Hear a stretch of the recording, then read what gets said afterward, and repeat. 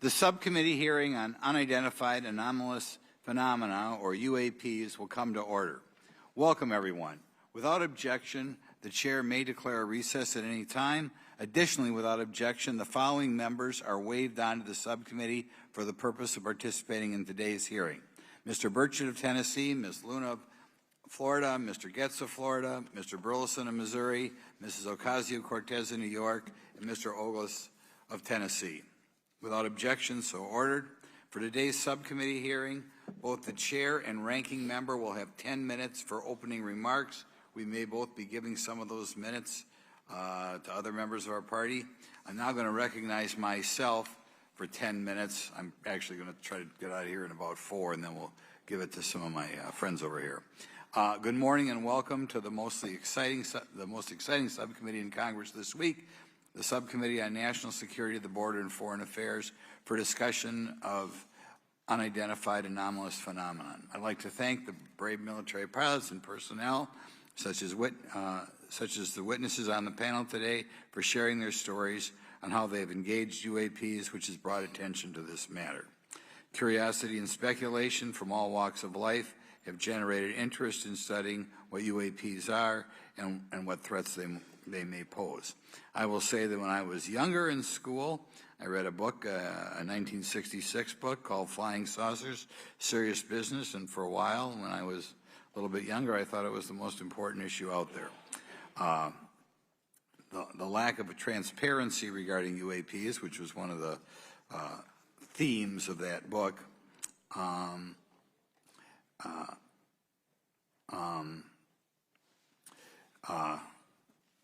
in any event, it's led to interest in studying what UAPs are and what threats they pose. The lack of transparency regarding UAPs has fueled wild speculation and debate for decades, eroding public trust in the very institutions that are meant to serve and protect them, as is evidenced by the large number of people we have here. I also want to point out in 1966, President Gerald Ford claimed to have seen a UFO, and in 1969 in Georgia, Jimmy Carter claimed to have seen a UFO. So this has led Congress to establish entities to examine UAPs. The National Defense Authorization Act of 2022 established the All-Domain Anomaly Resolution Office, or AARO, to conduct or to coordinate efforts across the Department of Defense and other federal agencies to detect, identify, and investigate UAPs. However, AARO's budget remains classified, prohibiting meaningful oversight from Congress. In addition to AARO's efforts, NASA is leading an independent study on UAPs that will identify how UAP data is gathered from both civilian and government entities that can be analyzed to shed light on the topic. However, despite these offices being established, there lies a pressing demand for government transparency and accountability that cannot be overlooked, and that's been a problem that's been around for 50 years. The Biden administration handling of the Chinese spy balloon that violated U.S. airspace is one example how the government is not prepared for these. The Biden administration's description of events has shown that the government continues not to be forthright. Between the Chinese balloon being shot down and 2 UAPs subsequently shot down following the event earlier this year, the U.S. government spent $1.5 million in taxpayer dollars on missiles, yet we have seen little clarity from the Biden administration. We must demand transparency from the Department of Defense, our intelligence community, and our defense industry on the UAP work. We're going to ask some questions about that today. Congress recognizes the subject of UAPs is multifaceted and requires a careful, data-driven approach. Today, we'll see clarity from these witnesses' testimonies, or we'll seek clarity as to what can be done to improve reporting for military and civilians and remain committed to objective inquiry. Congress should work to ensure that knowledge is not driven by fear.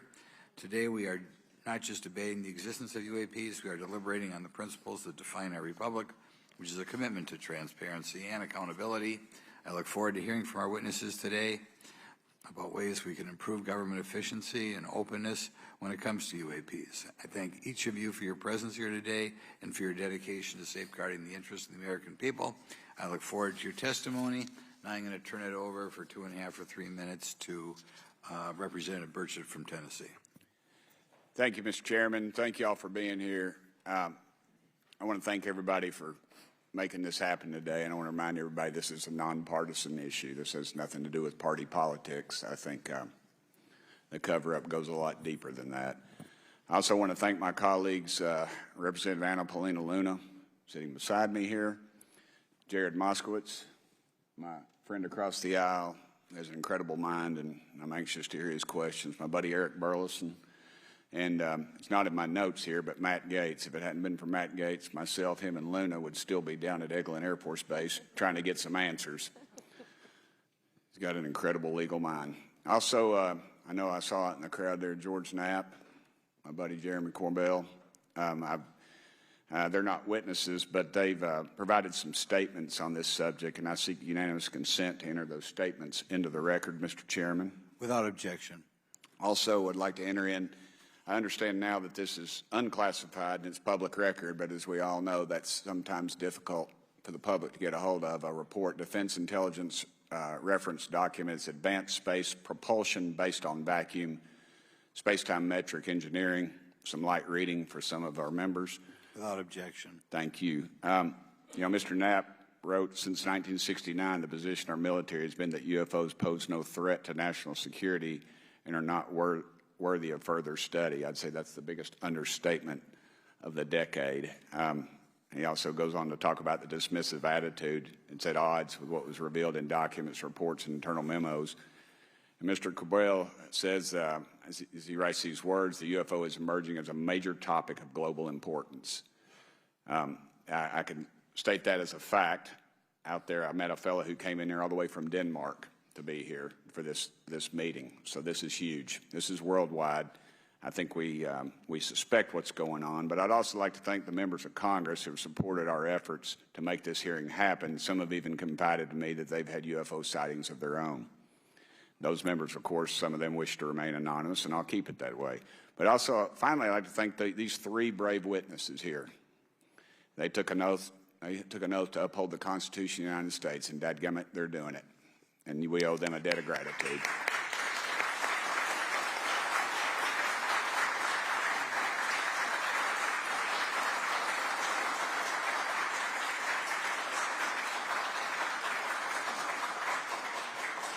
Y'all quit clapping. You're cutting in on my time. Just kidding. These folks, they've got nothing to gain from this, and I think you're going to find out that they've endured quite a few slings and arrows. We need to remember them in our prayers and their families. And I'm thankful to them for their honest testimonies. They have done interviews and appeared in documentaries like Accidental Truth to get their stories out there, and now they are all here to testify under oath for Congress. It's been so difficult to get here today. I've said, in the Baptist church, we'd say that the devil's in our way. And the devil has been in our way through this thing. We've run into roadblocks from members, from the intelligence community, the Pentagon. I proposed legislation to go in the FAA reauthorization that just said if an airline pilot has a sighting, that when he makes that report to the FAA, that it would come to Congress. But I was told that the intelligence community did not like that, and the amendment was not even heard in committee. I think it's time for this country to take back our country. We need to tell the folks at the Pentagon they work for us. Dadgummit, we don't work for them. And that's exactly the point. This is an issue of government transparency. We can't trust a government that does not trust its people. We're not bringing little green men or flying saucers into the hearing. Sorry to disappoint about half y'all. We're just going to get to the facts. We're going to uncover the cover-up, and I hope this is just the beginning of many more hearings and more people coming forward about this. And I yield back the remainder of my time.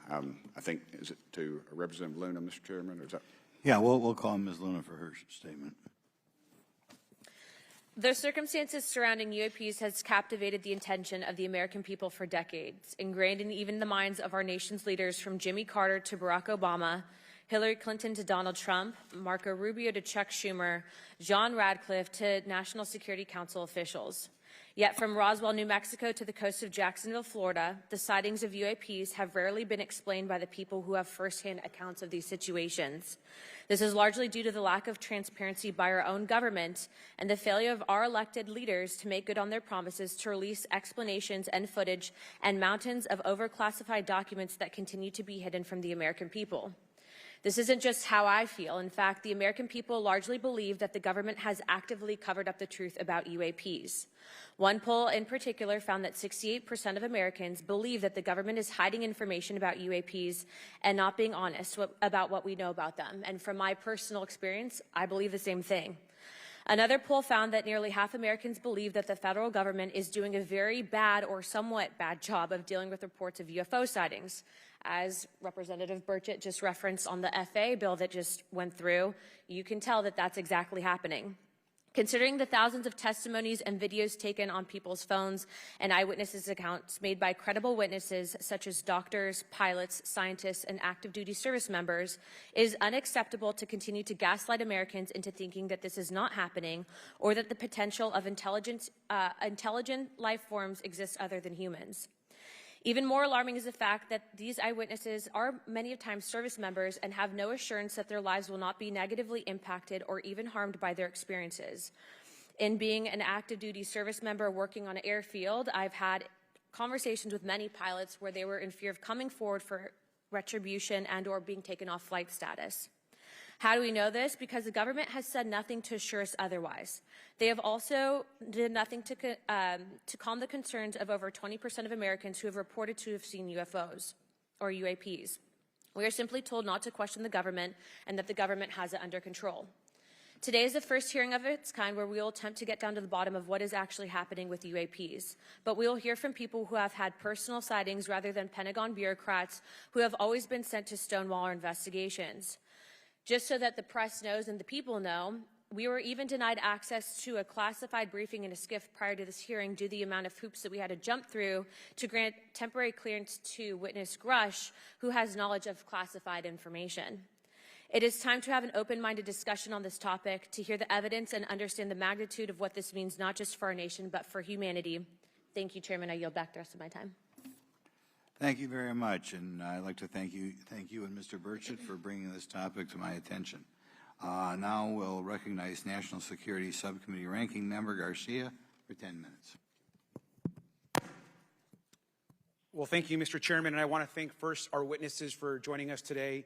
I want to begin by thanking you all for your service to our country and for sharing your voices today and your courage to be here as well.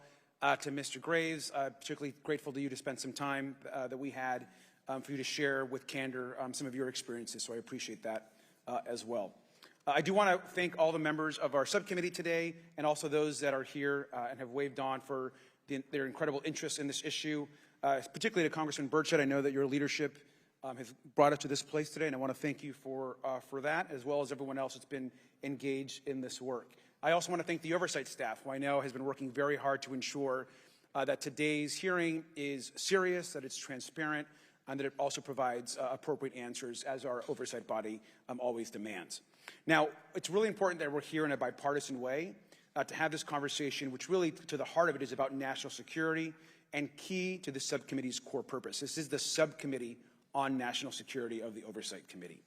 Now, our witnesses will testify today that UAPs have posed a serious safety threat, and we must understand this. More broadly, we're dealing with real questions that get to the heart of our faith in government. Faith in our institutions, as we all know, is at an all-time low. Partisanship and alternative facts make it too easy to doubt narrative or our institutions. But this hearing will offer the public unique perspectives, building on years of reporting by both federal agencies and the independent media. Now, some of the earliest reporting on this issue was a groundbreaking 2017 New York Times report, which revealed research, as we know now, on unidentified anomalous phenomena, or as many call UFOs, by the Defense Intelligence Agency. Mr. Graves and Commander Fravors' experiences with UAPs have also been documented by the public, not just by the New York Times, but CNN and many other national news outlets. Now, the Office of the Director of National Intelligence has published public reports documenting UAPs, and on June 9, 2022, NASA announced that the agency is commissioning a study to, of course, examine unidentified anomalous phenomena. Now, the sheer number of reports, whistleblowers, and stories of unidentified anomalous phenomena should raise real questions and warrant investigation and oversight, and that's why we are here today. Now, pilots have reported encounters for years. Now, because of the stigma around reporting these incidents, we still don't have a complete picture of actually what's going on, particularly as our witnesses will testify on the civilian side, and that is a real problem that we have today in the country.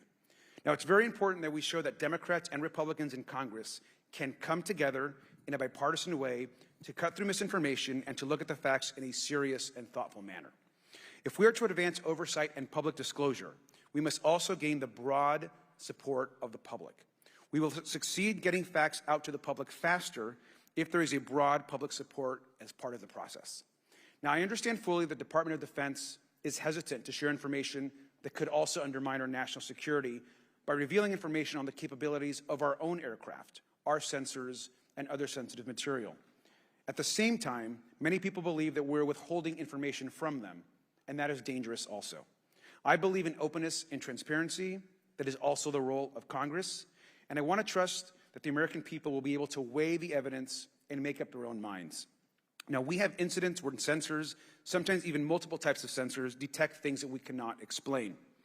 UAPs, whatever they may be, may pose a serious threat to our military or civilian aircraft, and that must be understood. Now, my career and training as a longtime and career educator and teacher and researcher tell me that we should never rule anything out. We know that our space, of course, is vast and undiscovered. I also want to note that Mr. Sean Kirkpatrick, Director of the All-Domain Anomaly Resolution Office, the component of the DoD office that investigates UAP data, has testified before the Senate this year that his unit has found no evidence of extraterrestrial activity. NASA has also stated that they don't have evidence of extraterrestrial life either, and we've heard this, of course, from some of our government agencies. And we should remind viewers and witnesses, which I think is really important, that we also cannot share classified information in public settings. But questions, of course, remain that people want to see data and information for themselves. The enormous interest in the hearing today underscores the importance of a fair and open look at the evidence from witnesses who can share their unique perspectives. Now, I know I certainly have a lot of questions, and I know that all the members of our committee do as well. We should come to this hearing with an open mind, and we should not let our existing ideas restrict us on either side. I hear over and over from many agencies the stigma around reporting and investigating UAPs prevents us from getting real answers. We know that whistleblowers have reported harassment, intimidation, or stigma as well, and this is not acceptable. If people can't report incidents which would have national security or safety implications, then that also has serious consequences for us. As ranking member of this subcommittee, I know my job would be completely impossible if whistleblowers or others feel intimidated to come before this committee. We can't be afraid of asking questions, and we can't be afraid of the truth. I'm proud to say that this hearing builds upon bipartisan work by members of the House and Senate dating many years back, which has sought to increase awareness within the Department of Defense and to mandate more of Congress of UAPs. We know the Senate is taking up an amendment to their defense authorization bill, which will create a commission with broad declassification authority, and we should all agree that that is an important step. Members of both parties and senior officials in multiple administrations have taken an interest in this issue, and we're proud to carry and build that confidence in the American people. This hearing will also not be the end of this discussion, but a new chapter and start to years and years of work that many folks, both in the public and within government, have been working on. We should encourage more reporting, not less, on UAPs. The more we understand, the safer we will be. We will hear testimony from witnesses today with a long record of service to the American people and with subject matter expertise. Our witnesses have a unique opportunity to share their perspective, insights, and their experiences with the American people. And I encourage all of my colleagues to engage with these difficult questions with an open mind and to follow the facts on behalf of our country. I also just want to say more broadly that we should look at this hearing and believe that everything is on the table as it relates to UAPs. I think an open mind is absolutely the best. I want to yield the 2.5 minutes, the remainder of my time, to the representative from Florida, Representative Moskowitz, for an opening statement. He also has been very much engaged in this issue, and I want to thank him for his leadership. Congressman. Thank you, Ranking Member Garcia. Thank you, Mr. Chairman. I want to thank Tim Burchett and Anna Paulina Luna for their leadership in pushing this hearing forward. I want to thank, obviously, committee staff and their staff working on this on a bipartisan basis because many Americans are deeply interested in this issue, and it shouldn't take the potential of non-human origin to bring us together. Additionally, I want to thank the witnesses for coming forward to share your perspectives, your thoughts, and the sightings of UAPs. Unlike other hearings many times in Congress, you're not here to help a political party, but you're here to share information with the American people. And it's not something that is just going on in this administration. It's something that's spanned many administrations. For decades, many Americans have been fascinated by objects mysterious and unexplained, and it's long past time that they got some answers. The American public has a right to learn about technologies of unknown origins, non-human intelligence, and unexplainable phenomena. Those are not the words of a UFO Twitter account, though that is a direct quote from Majority Leader Chuck Schumer, that the American public has a right to learn about technologies of unknown origins, non-human intelligence, and unexplainable phenomena. In an interview with Fox News, recent former Director of National Intelligence John Radcliffe confirmed the U.S. government is aware a lot more sightings of UAPs, and that they have not made that information public. I quote, "There are a lot more sightings that have not been made public," Radcliffe said to Fox News. For me, this hearing is about transparency. We unfortunately live in a time in which many people distrust government and our institutions. And overclassification of information away from the American public or even Congress contributes to today's politics. The American people have regular questions. What are UAPs? How come the media doesn't report more on them? Are they foreign adversaries? Are they U.S. technology? Are they something else? They ask themselves, how come when a Russian jet shoots flares at one of our drones, we have perfect pictures and videos to show the American people and the world, but when it comes to UAPs, nothing? Of course, we must always protect our national security to maintain our superiority, like when stealth helicopters were only rumored to exist, but were used in the Osama bin Laden raid in 2011.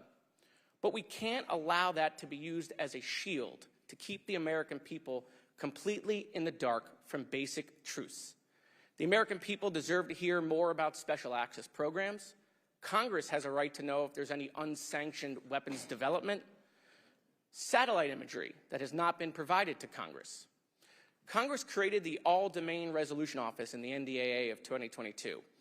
In its initial analysis, there are 171 uncharacterized UAP reports, and this is the words from the report, that appear to have demonstrated unusual flight characteristics or performance capabilities. I believe more information is known about the 171 instances. It's time for Congress to reinsert ourselves. I call on our military leaders and intelligence officials to release more information to the American people about UAPs. And to our military leaders, if there's nothing to conceal, let Congress go to Wright-Patterson Air Force Base, the Dugway Proving Ground, or even Groom Lake in Nevada. We should have disclosure today. We should have disclosure tomorrow. The time has come. Thank you, Ranking Member. Thank you, Mr. Moskowitz, and I would yield back now to our chairman. Thank you. Right, now I'd like to introduce our witnesses. Our first witness is Lieutenant Ryan Graves. He's the Executive Director of Americans for Safe Aerospace. Lieutenant Graves is also a former U.S. Navy F-18 pilot with his own UAP experience. The next witness, David Grush, is a former senior intelligence officer with the National Geospatial Intelligence Agency and was a senior technical advisor for UAP issues. And finally, retired Navy Commander David Fravor, squadron leader who worked as a naval aviator for 18 years. Mr. Fravor has his own UAP experience, known as the TikTok event. I look forward to hearing from all three of you today. Pursuant to Committee Rule 9G, the witnesses will please stand and raise their right hands. Do you solemnly swear or affirm that the testimony you are about to give is the truth, the whole truth, and nothing but the truth, so help you God? Let the record show that all the witnesses answered in the affirmative. You may be seated. We appreciate you all being here today and look forward to your testimony. I'll remind the witnesses that we have read your written statements and they will appear in full in the hearing record. Please try to limit your oral statements to 5 minutes. As a reminder, please press the button on the microphone in front of you so that it's on and the members can hear you. When you begin to speak, the light in front of you will turn green. After 4 minutes, it'll turn yellow, and the red light, when that comes on, it tells you your 5 minutes have expired. I'll now recognize Mr. Graves for 5 minutes for your opening statement. Thank you. Chairman Grothman, Ranking Member Garcia, distinguished members of the House Oversight Subcommittee on National Security, Representatives Burchett and Luna. My name is Ryan Fobbs Graves, and I'm a former F-18 pilot with a decade of service in the U.S. Navy, including 2 deployments in Operation Enduring Freedom and Operation Inherent Resolve. I have experienced advanced UAP firsthand, and I'm here to voice the concerns of more than 30 commercial aircrew and military veterans who have confided their similar encounters with me. Today, I would like to highlight 3 critical issues that demand our action. As we convene here, UAP are in our airspace, but they are grossly underreported. These sightings are not rare or isolated, they are routine. Military aircrew and commercial pilots, trained observers whose lives depend on accurate identification, are frequently witnessing these phenomena. The stigma attached to UAP is real and powerful and challenges national security. It silences commercial pilots who fear professional repercussions, discourages witnesses, and is only compounded by recent government claims questioning the credibility of eyewitness testimony. Parts of our government are aware of more about UAP than they let on, but excessive classification practices keep crucial information hidden. Since 2021, all UAP videos are classified as secret or above. This level of secrecy not only impedes our understanding, but fuels speculation and mistrust. In 2014, I was an F-18 Foxtrot pilot in the Navy Fighter Attack Squadron 11, the Red Rippers, and I was stationed at NAS Oceana in Virginia Beach. After upgrades were made to our jet's radar systems, we began detecting unknown objects operating in our airspace. At first, we assumed they were radar errors, but soon we began to correlate the radar tracks with multiple onboard sensors, including infrared systems, eventually through visual ID.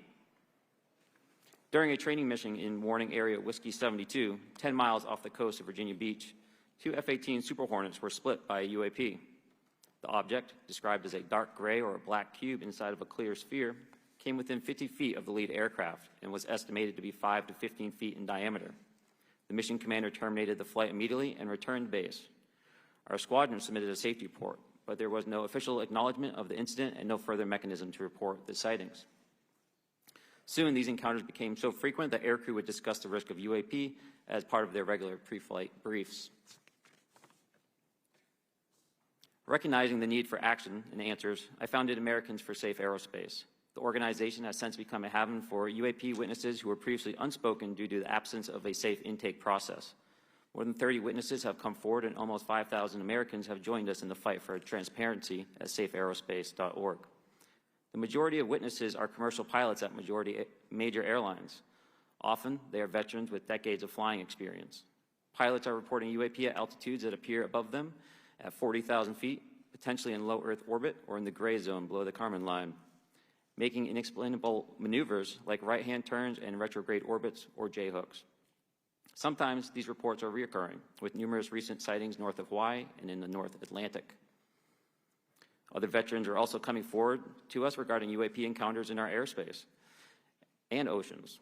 The most compelling involve observations of UAP by multiple witnesses and sensor systems. I believe these accounts are only scratching the surface, and more will share their experiences once it is safe to do so. In closing, I recognize the skepticism surrounding this topic. If everyone could see the sensor and video data I witnessed, our national conversation would change. I urge us to put aside stigma and address the security and safety issue this topic represents. If UAP are foreign drones, it is an urgent national security problem. If it is something else, it is an issue for science. In either case, unidentified objects are concerned for flight safety. The American people deserve to know what is happening in our skies. It is long overdue. Thank you. Mr. Grush? Mr. Chairman, ranking members and congressmen, thank you. I'm happy to be here. This is an important issue, and I'm grateful for your time. My name is David Charles Grush. I was an intelligence officer for 14 years, both in the U.S. Air Force, both active duty, Air National Guard, and Reserve, at the rank of major, and most recently from 2021 to 2023, at the National Geospatial Intelligence Agency, NGA, at the GS-15 civilian level, which is the military equivalent of a full bird colonel. I was my agency's co-lead in unidentified anomalous phenomena and transmedium object analysis, as well as reporting to the UAP Task Force, UAPTF, and eventually, once it was established, the All-Domain Anomaly Resolution Office, AARO. I became a whistleblower through a PPD-19 urgent concern filing in May 2022 with the Intelligence Community Inspector General. following concerning reports from multiple esteemed and credentialed current and former military and intelligence community individuals that the U.S. government is operating with secrecy above congressional oversight with regards to UAPs. My testimony is based on information I've been given by individuals with a long-standing track record of legitimacy and service to this country, many of whom also have shared compelling evidence in the form of photography, official documentation, and classified oral testimony to myself and my various colleagues. I have taken every step I can to corroborate this evidence over a period of 4 years while I was with the UAP Task Force and do my due diligence on the individual sharing it. This is because of these steps, I believe strongly in the importance of bringing this information before you. I am driven by a commitment of both to truth and transparency, rooted in our inherent duty to uphold the United States Constitution and protect the American people. I'm asking Congress to hold our government to this standard and thoroughly investigate these claims. But as I stand here under oath now, I am speaking to the facts as I've been told them. In the U.S. Air Force, in my National Reconnaissance Office, NRO, reservist capacity, I was a member of the UAP Task Force from 2019 to 2021. I served at the NRO Operations Center on the Director's Briefing staff, which included the coordination of the Presidential Daily Brief and supporting variety of contingency operations, which I was the Reserve Intelligence Division Chief backup. In 2019, the UAP Task Force Director asked me to identify all special access programs and controlled access programs, also known as SAPs and CAPs, we needed to satisfy our congressionally mandated mission, and we were direct report at the time to the DepSecDef. At the time, due to my extensive executive level intelligence support duties, I was cleared to literally all relevant compartments and in a position of extreme trust, both in my military and civilian capacities. I was informed in the course of my official duties of a multi-decade UAP crash retrieval and reverse engineering program, to which I was denied access to those additional read-ons when I requested it. I made the decision, based on the data I collected, to report this information to my superiors and multiple inspectors general, and in effect becoming a whistleblower. As you know, I've suffered retaliation for my decision, but I am hopeful that my actions will ultimately lead to a positive outcome of increased transparency. Thank you, and I'm happy to answer your questions. Thank you. Commander Fravor? Thank you. Thank you, Mr. Chairman, Congressmen, Congresswomen. I want to first thank you for the invitation to speak to the committee on the UAP topic that has been in the news for the past 6 years and seems to be continuing to gain momentum. As you know, my name is David Fravor. I'm a retired commander in the United States Navy. In 2004, I was a commanding officer of Strike Fighter Squadron 41, the world-famous Black Aces. We were attached to Carrier Wing 11, stationed on board the USS Nimitz, and had begun a 2-month workup cycle off the coast of California. On this day, we were scheduled for a 2v2 air-to-air training with the USS Princeton as our control. When we launched off Nimitz, my wingman was joining up. We were told that the training was going to be suspended and we were going to proceed with real-world tasking. As we proceeded to the west, the air controller was counting down the range to an object that we were going to, and we were unaware of what we were going to see when we arrived. The controller told us that these objects had been observed for over 2 weeks, coming down from over 80,000 feet, rapidly descending to 20,000 feet, hanging out for hours, and then going straight back up. For those who don't realize, above 80,000 feet is space. We arrived at the location at approximately 20,000 feet, and the controller called merge plot, which means that our radar blip was now in the same resolution cell as the contact. As we looked around, we noticed that we saw some whitewater off our right side. It's important to note that the weather on this day was as close to perfect as you could ask for off the coast of San Diego. Clear skies, light winds, calm seas, no whitecaps from waves. So the whitewater stood out in a large blue ocean. All 4 of us, because we were in F-18Fs, so we had pilots and Wizzo in the back seat, looked down and saw a white tic-tac object with a longitudinal axis pointing north-south and moving very abruptly over the water like a ping-pong ball. There were no rotors, no rotor wash, or any sign of visible control surfaces like wings. As we started clockwise towards the object, my Wizzo and I decided to go down and take a closer look with the other aircraft staying in high cover to observe both us and the Tic Tac.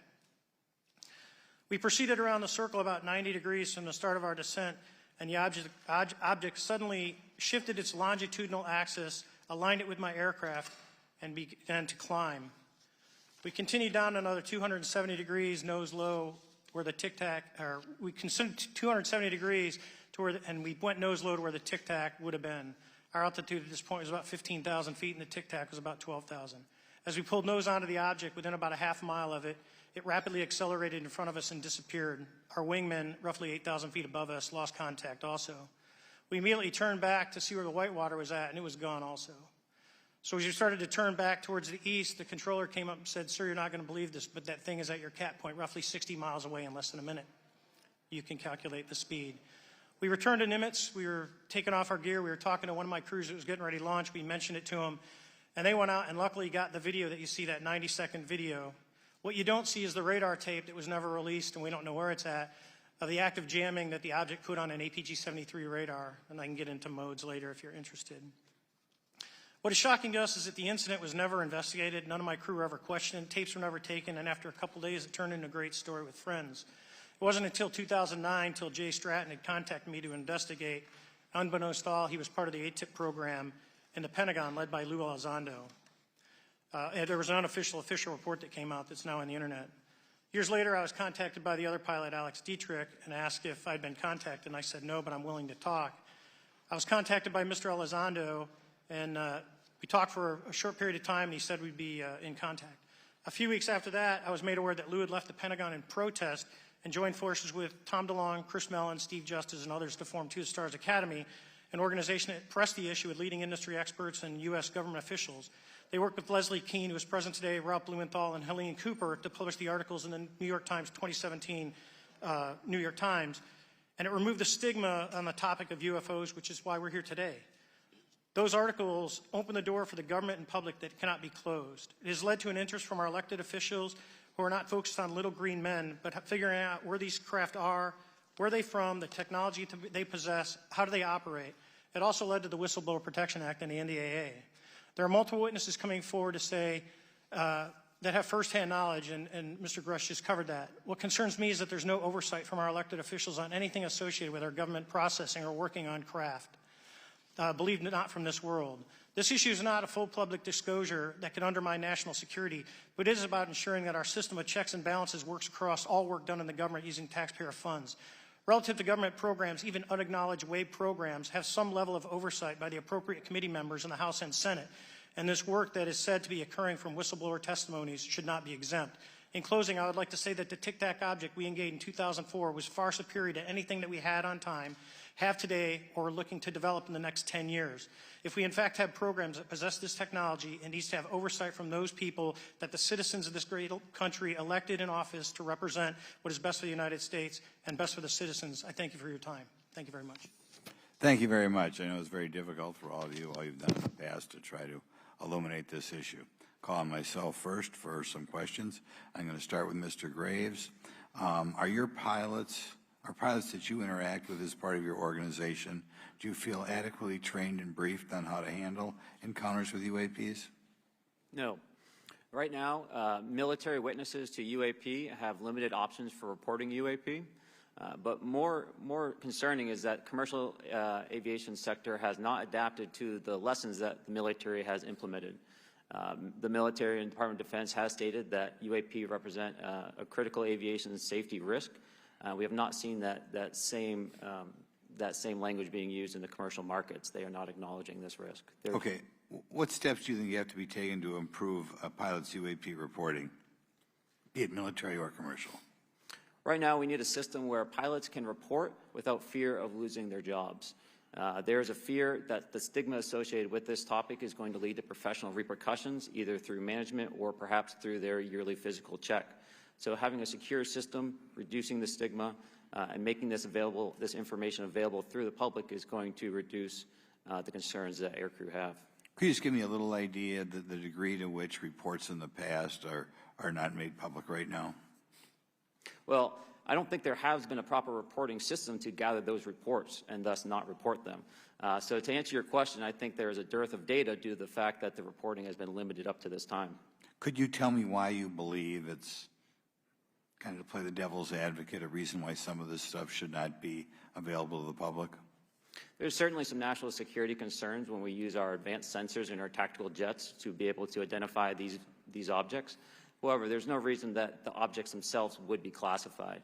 I would be curious to see how the security classification guideline actually spells out the different nuances of how this topic is classified from the perspective of UAP, not national security. I'll give you a follow-up on that. Assuming that there are reasons why not all this should be made public, this has been around for a long period of time. Can any of the three of you think of any reason why anything related to UAPs, say 15 years and back, should not be immediately made public?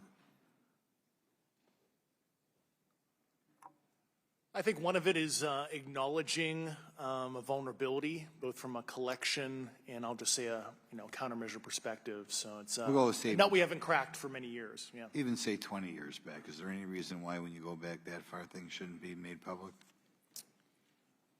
Unless it shows a specific national security vulnerability as it relates to a weakness in a particular defense system. Okay, Mr. Fravor, the TikTok incident that you were engaged occurred in 2004.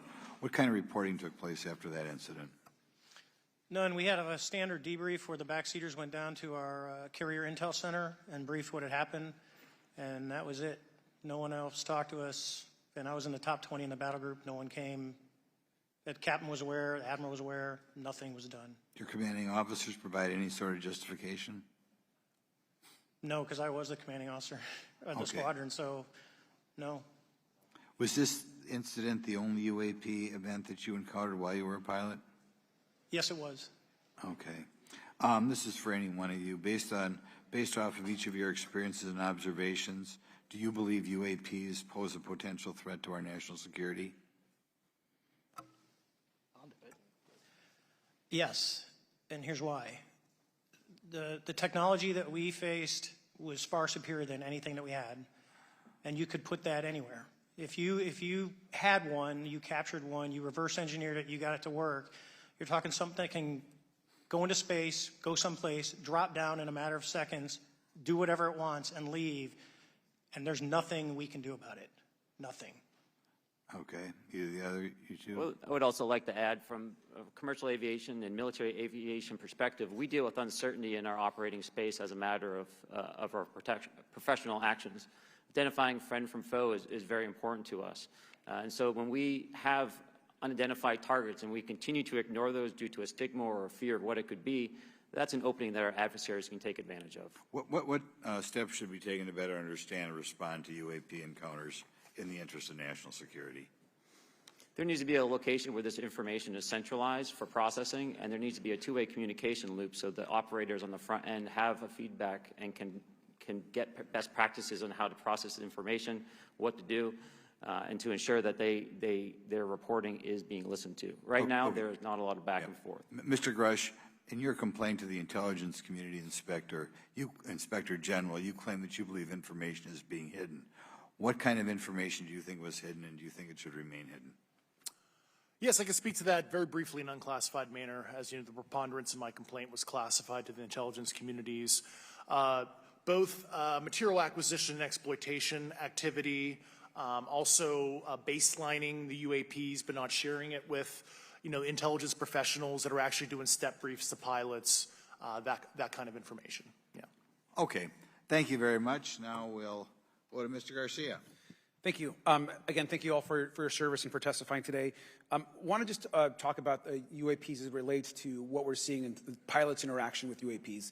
Particularly, Mr. Graves, one of the concerns that for members of this committee is this idea that pilots, there's no system to actually report UAPs and the stigma around pilots. And so can you just briefly, you mentioned that you're working with 30 pilots right now that have had encounters with UAPs, but you've also, I believe, discussed and know of many more pilots. This is just those that you're currently working with. Is that correct? Can you expand on that? Certainly. I'll break that down in two ways. First, when we were first experiencing these objects off the eastern seaboard in the 2014 to 2015 time period, anyone that had upgraded their radar systems were seeing these objects. So there was a large number of my colleagues that were detecting these objects off the eastern seaboard. They were further correlating that information with their other onboard sensors, and many of them also had their own eye sightings as well of these objects.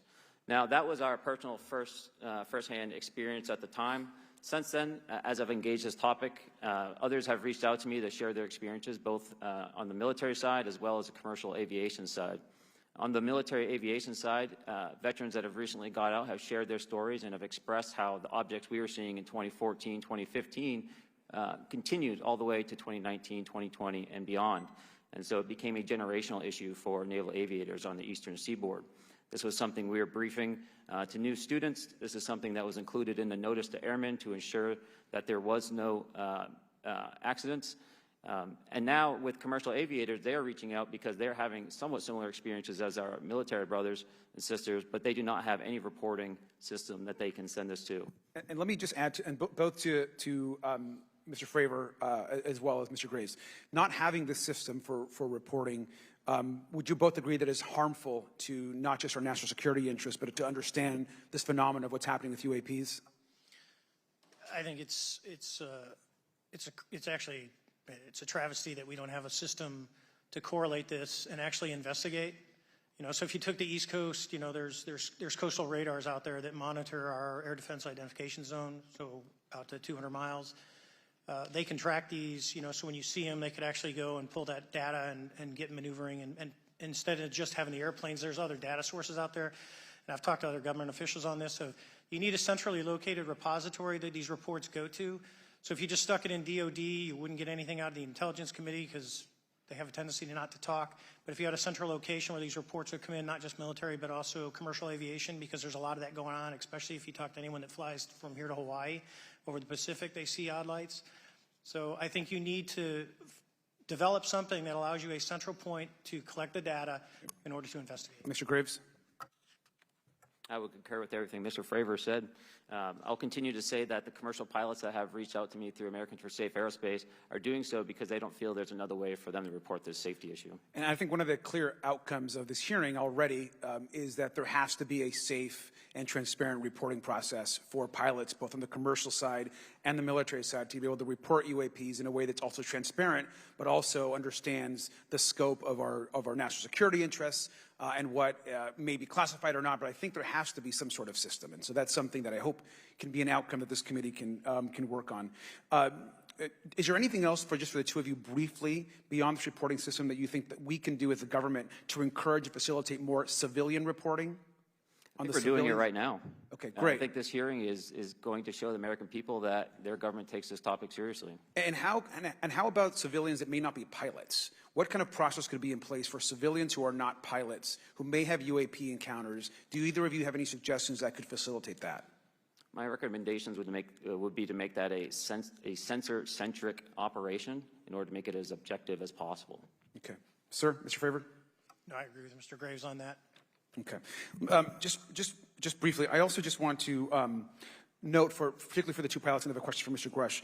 One of the things that I found fascinating in our discussion, Mr. Graves, last night as well, is that you both described UAPs and formations and the way they are observed in space or in our air, and the way that they move is essentially ways in which current technology or aircraft that we know of are unable to actually function or move. And so will you just, for the public record, again, once again, briefly just either describe or note that aircraft that are being witnessed, particularly by the 30 folks that you're working with, are essentially outside the scope of anything that we know of today and the technology we have today. Mr. Graves, Mr. Fravor? Yes, the objects that are being seen by commercial pilots are performing maneuvers that are unexplainable due to our current understanding of our technology and our capabilities as a country, and that applies for the military as well. Mr. Fravor? Yeah, I concur with that. We have nothing that can stop in midair and go the other direction, nor do we have anything that can, like in our situation, come down from space, hang out for 3 hours, and go back up. Thank you. My last question, and sometimes I know that you have also said some of these answers in the past, but we're trying to get them on the public record as well, which is really important. Mr. Grush, finally, do you believe that our government is in possession of UAPs? Absolutely, based on interviewing over 40 witnesses over 4 years. And where? I know the exact locations, and those locations were provided to the Inspector General and some of which to the intelligence committees. I actually had the people with the firsthand knowledge provide a protected disclosure to the Inspector General. Thank you. And Mr. Chairman, I would just say that I think that these questions are important questions, and I look forward to being involved in the process to get those answered. I know there'll be a lot of questions from other committee members, so I yield back. Thank you. We'll go to Mr. Burchett himself. Thank you, Mr. Chairman. Thank you, Mr. Garcia. I would like to have you on my legislation to do just that on the reporting, and we'll get together on that. Maybe you can be my co-sponsor on that. That'd be really cool. Thank you for those great questions. Mr. Graves, again, I'd like to know, how do you know that these were not our aircraft?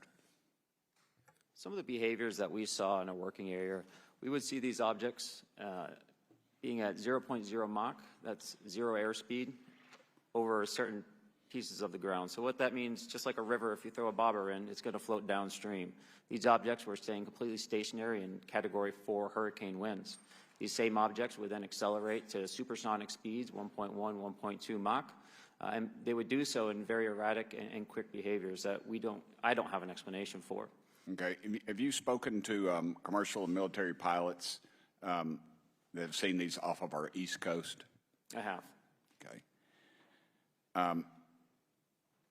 Mr. Favor, I noticed that in the Tic Tac video, it's Tic Tac like the candy, not TikTok like the Chinese Communist app. That's correct. Yes, sir. I just want to make that because my daughter corrected me on that and called me a boomer and said, "Hey, boomer," and I said, "No, baby, it's Tic Tac like the candy. You're gonna have to just look it up."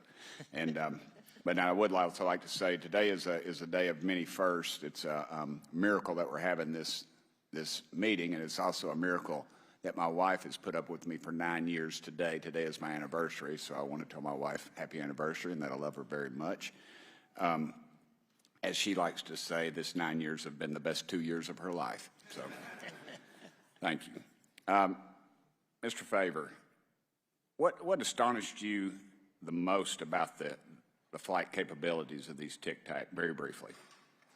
The performance, absolute performance. It was. And you're not aware of any other objects that anybody in the world has, in this world, that has those capabilities? No, I think it's far beyond actually our material science that we currently possess. Are you aware of any other reconnaissance platforms that have tracked or recorded the Tic Tac's maneuvers, maybe the NORAD system or any of the others? I am not. Okay. Mr. Grush, thank you for being here, brother. Thank you all very much. Have you faced any retaliation or reprisals for any of your testimony or anything on these lines? Yeah, I have to be careful what I say in detail because there is an open whistleblower reprisal investigation on my behalf, and I don't want to compromise that investigation by providing anything that may help provide somebody information. But it was very brutal and very unfortunate, some of the tactics they used to hurt me both professionally and personally, to be quite frank. Yeah. It's very unfortunate. As they say, when you're over the target, that's when they do the most firing at you. Do you have any personal knowledge of people who have been harmed or injured in efforts to cover up or conceal these extraterrestrial technology? Yes. Personally. Have anyone been murdered that you would think, that you know of or have heard of, I guess? I have to be careful asking that question. I directed people with that knowledge to the appropriate authorities. Maybe in a, if we could get in a confidential area skiff, we could talk about that. But unfortunately, we were denied access to the skiff, and that's very unfortunate in this scenario. Mr. Favor, do you believe that you witnessed an additional object under the water in relation to your encounter? I will say we did not see an object. There was something there to cause the whitewater, and when we turned around, it was gone. So there was something there that obviously moved. Okay, it was not the same object though that you were looking at, correct? No, we actually joked that the Tic Tac was communicating with something when we came back, and because the whitewater disappeared. We were in another instance. We're told about the capabilities of a jamming during viewing of when there were some people chasing some of these objects. Did you experience any of that jamming or interrupting your radar or weapons system? My crew that launched after we landed experienced significant jamming to the APG-73 radar, which was what we had on board, which is a mechanically scanned, very high-end system prior to the APG-79. And yes, it did pretty much everything you could do, range, velocity, aspect, and then it spit the lock, and the targeting pod is passive. That's what we were able to get the video on. I'm about to run out of time, but are you aware of any of our enemies that have that capability? No. Okay. I would also like to note for the record that, like George Knapp, breaking Area 51, he's the reason I knew about that, and the reason I know about the Tic Tacs is Leslie Keene from New York Times article, and I would encourage everybody to read that. Thank you, Mr. Chairman. I yield back to you for no time. Very good. Mr. Raskin? Thank you, Mr. Chairman. Mr. Graves, you reported UAP encounters during training flights, I think, and have since come forward to warn the Pentagon that these encounters may be putting pilots at risk. My first question is, you've identified these as taking place on the East Coast. Is it just on the East Coast where these encounters have been reported?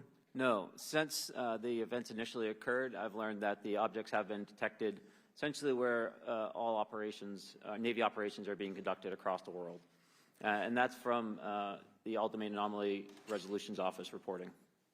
All right, can you describe your experience after you decided to come forward and go public with your experience? Certainly. Like many others, in 2017, I saw the New York Times article come out as well. And for me, it was special because I recognized the voices on the video. I recognized the video itself. I had seen it when it was taken. I'd seen it when it was debriefed. And so that was kind of shook me because I realized that this problem was still ongoing. And so I reached out to colleagues back on the East Coast and realized that this was still a safety risk that they were dealing with, that they had essentially hit a wall with how they could move forward on this conversation. It was at that point when I decided to try to move the conversation forward myself.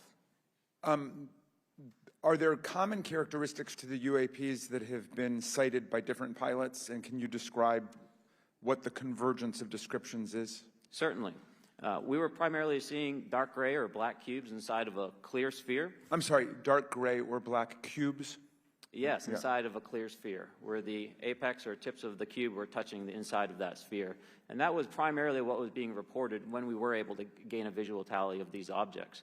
And that occurred over almost 8 years. And as far as I know, it's still occurring.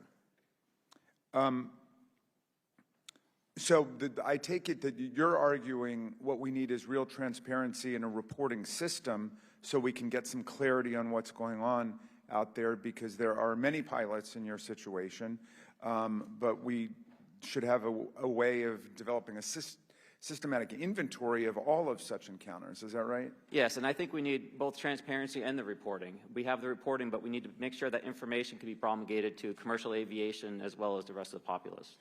Mr. Grush, what about you? What was your experience after you came forward? Well, it's only been about 2 months or so, so I guess my experience has been overwhelming support from former colleagues of mine that have privately messaged me, and I do appreciate that. But I do have knowledge of active planned reprisal activity against myself and other colleagues, and it's very, very upsetting to me. Coming from where? Certain senior leadership at previous agencies I was associated with. And that's all I'll say publicly, but I can provide more details in a closed environment. Okay. Well, I hope you understand that there would be bipartisan rejection of any attempt to vilify, demonize, or engage in other reprisals against our witnesses and people who are telling the truth from their perspective. Yeah, there were certain colleagues of mine that were brutally administratively attacked, and it actually makes me very upset as a leader to see that happen to other coworkers and actually superiors of mine over the last 3 years. How do you account for that response? That seems like a bizarre response. I call it administrative terrorism. That's their quiver, their tool in the toolbox to silence people, especially the career government service cares about their career, cares about their clearance, their reputation to climb the ladder. And when you threaten that career path, a lot of people back off. But I'm here to represent those people. So, Mr. Fravor, what about you? What has your experience been since you've come forward with your perspective on this? Actually, I've been treated very well. And the 6 people that were involved, myself included, all of them have or will be retiring from the military as 05s or 06s. And all my friends that are very senior, 3 and 4 stars, I've talked to them. They believe, they understand there's a problem. But no, I was actually treated really well. And what is your general interpretation of these phenomena, or what is your current thinking of trying to make sense of them? Well, I'll say, you know, I'm not like a UFO fanatic. It's not me. But I will tell you that what we saw with 4 sets of eyes over a 5-minute period, still, there's nothing, we have nothing close to it. It was amazing to see. I told my buddy I wanted to fly it, but yeah, it's just an incredible technology. All right, Mr. Chairman, thank you very much. I'll yield back to you. Thanks. On to Ms. Luna.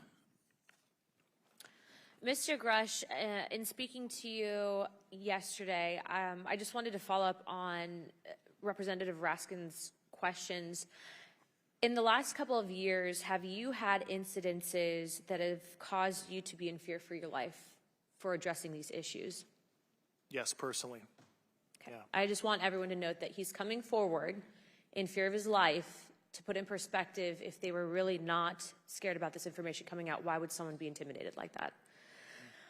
To your knowledge, are NHIs working with adversarial foreign governments in either technology exchange programs or back engineering programs?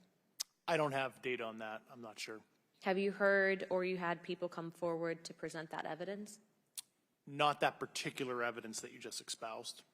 Okay, on the 19th of April, Dr. Kirkpatrick, head of Aero, had said that he did not find any evidence of UAPs. You also stated that you had, in your interview, that you had briefed him on information that you were uncovering, but that he did not follow up with you. Were the items that you divulged to him pertinent to national security? Yes, him and I had a classified conversation in April 2022 before he took over Aero in July 2022, and I provided him some concerns I had. Do you know why he might not have followed up with you? Unfortunately, I cannot read his mind. I wish he did. I was happy to give sage counsel to him on where to look when he took the helm of Aero. Okay, and then my last question for you before I move to Mr. Graves is you received prior approval from the Defense Department to speak on certain issues, correct? Correct, through DOPSR, DoD Pre-Publication and Security Review, and I just want to remind the public, they're just looking from a security perspective. These are my own personal views and opinions, not the department's. Okay, I'm asking that though mainly because I think that there are many people that would like to discredit you. So it does bring a certain amount of credibility to your testimony. I'm required by law to do that as a former intelligence officer, or I go to jail for revealing classified information. Yeah, we don't want you to go to jail. My next question would actually be for Mr. Graves. Can you please explain to me in detail the event that occurred at Vandenberg Air Force Base? Certainly. In the 2003 timeframe, a large group of Boeing contractors were operating near one of the launch facilities at Vandenberg Air Force Base when they observed a very large 100-yard sided red square approach the base from the ocean and hover at low altitude over one of the launch facilities. This object remained for about 45 seconds or so before darting off over the mountains. There was a similar event within 24 hours later in the evening. This was a morning event, I believe 8:45 in the morning. Later in the evening, post-sunset, there were reports of other sightings on base, including some aggressive behaviors. These objects were approaching some of the security guards at rapid speeds before darting off. And this is information that was received through one of the witnesses that have approached me at Americans for Safe Aerospace. Was this documented in any official form, whether it was a police blotter? Yes, they had official documentation and records from the event that the witness held over the years. And I'm not going to ask you to do it right now for time reasons, but you would be able to sketch what was witnessed, correct? And have you seen that before on any other equipment and or during your flight time? I have not seen what they've described. This object was estimated to be almost the size of a football field. and I have not seen anything personally that large. Okay, and then another question on follow-up referencing the gimbal video Go Fast incident. Can you just clarify, because to our understanding, the footage was actually cut off at a certain point, but what happens at the end of that video, just for those Americans specifically there that are wanting to know about the rest of that footage? Certainly. There was some uncertainty or instability with the object. It seemed to rock a bit, and that's the last I had seen of the video. Much of the data that I would recommend be analyzed would consist of radar data that would provide precise kinematics on the object, as well as the fleet of objects that were operating nearby.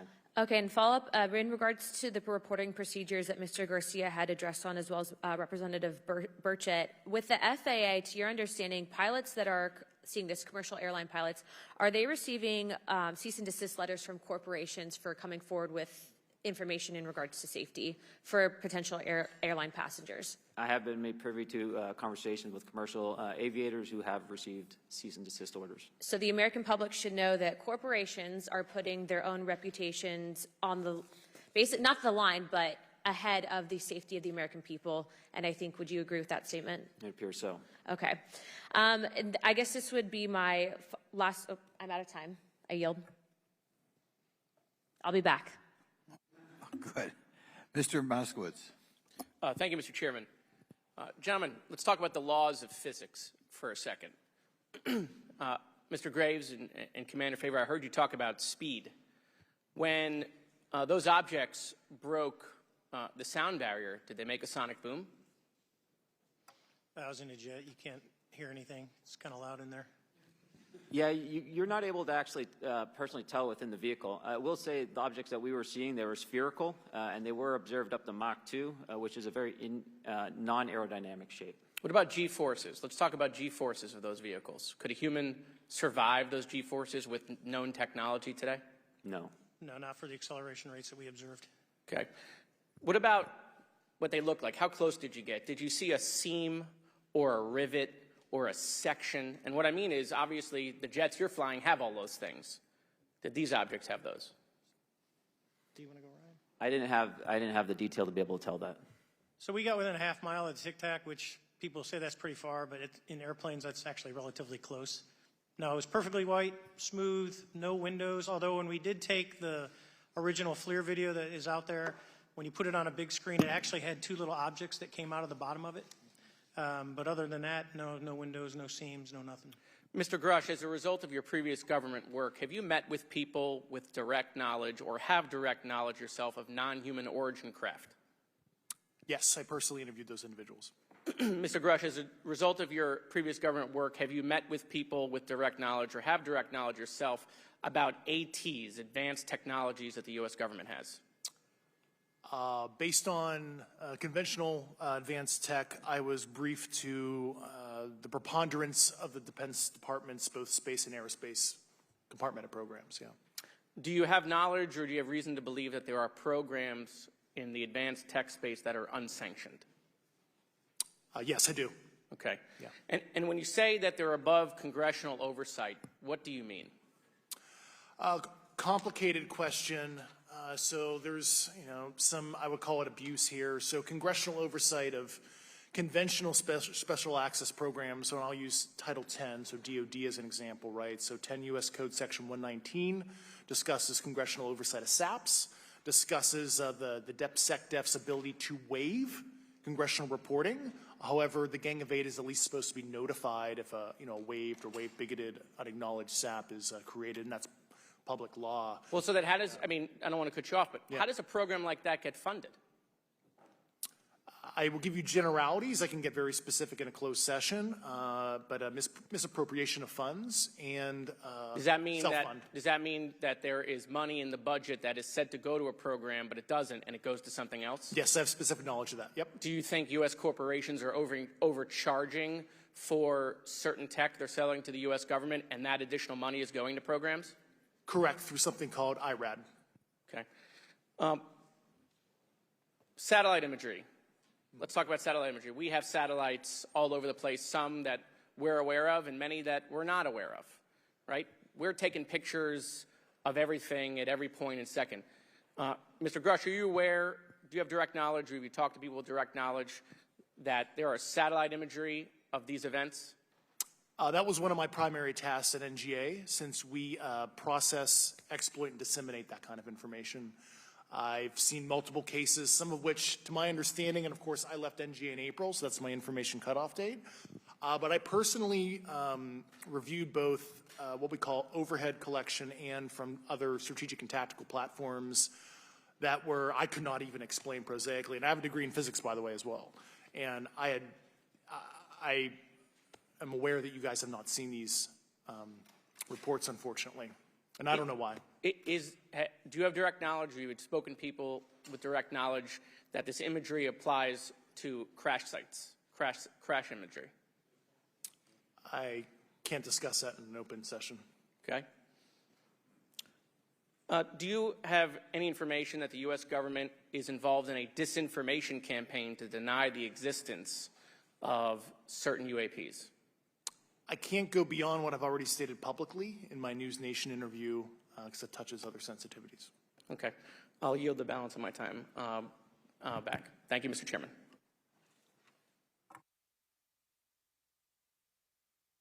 Ms. Fox? Thank you, Mr. Chairman, and I thank our witnesses for being here today. Mr. Garouche, in your sworn testimony, you state that the United States government has retrieved supposedly extraterrestrial spacecraft and other UAP-related artifacts. You go so far as to state that the U.S. is in possession of, quote, non-human spacecraft, end quote, and that some of these artifacts have circulated with defense contractors. Several other former military and intelligence officials have come forward with similar allegations, albeit in non-public settings. However, Dr. Sean Kirkpatrick, the director of AARO, previously testified before Congress that there has been, and I quote, no credible evidence thus far of extraterrestrial activity or of, quote, off-world technology brought to the attention of the office. To your knowledge, is that statement correct? It's not accurate. I believe Dr. Kirkpatrick mentioned he had about 30 individuals that have come to Arrow thus far. A few of those individuals have also come to Arrow that I also interviewed, Okay. and I know what they provided Dr. Kirkpatrick and their team. Okay. I was able to evaluate Okay, that information. I need to go on. Sure. But my understanding that his statement is accurate, came from a direct quote.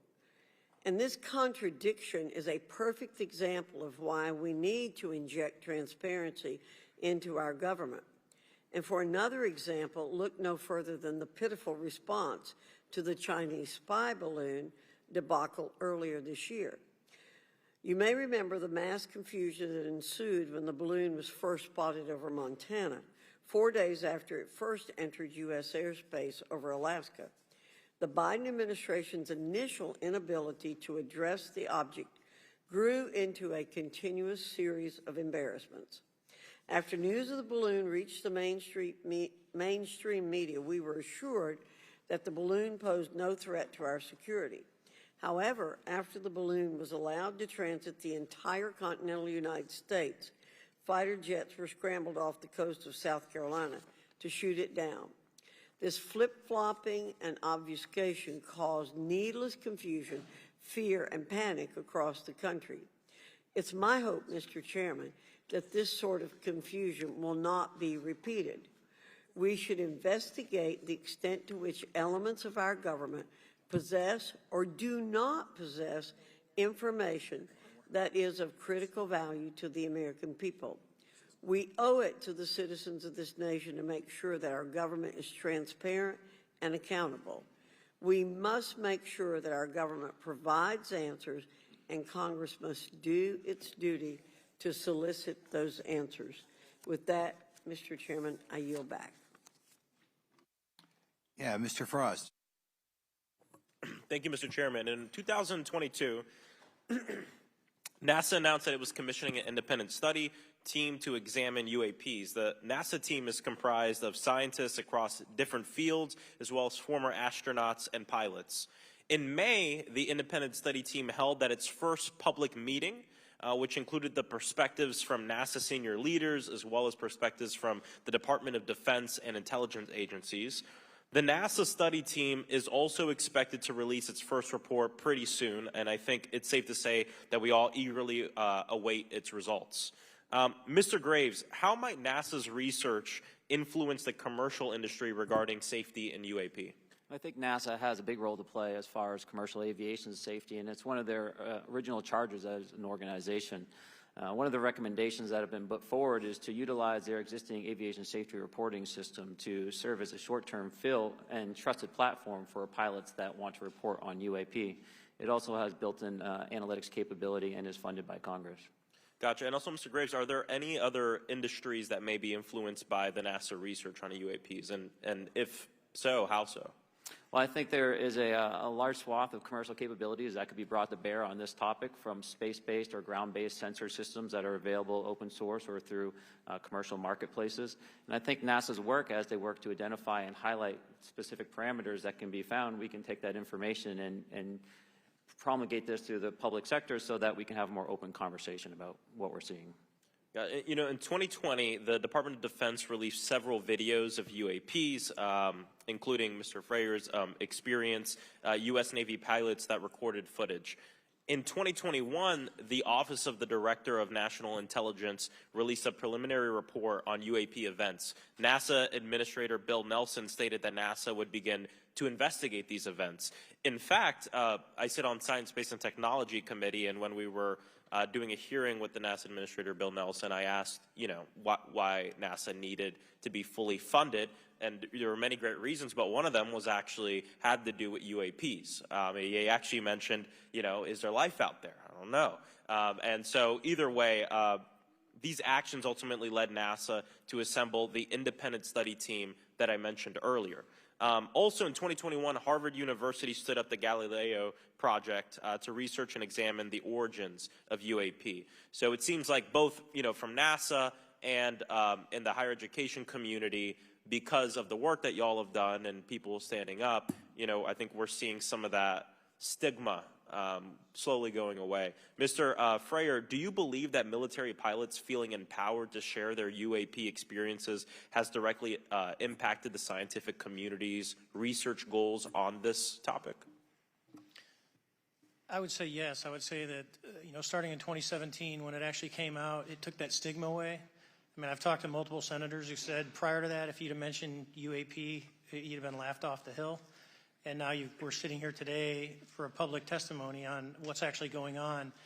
I'm hoping that this curve will be more of an exponential and we'll get more and more transparent to the level that we can.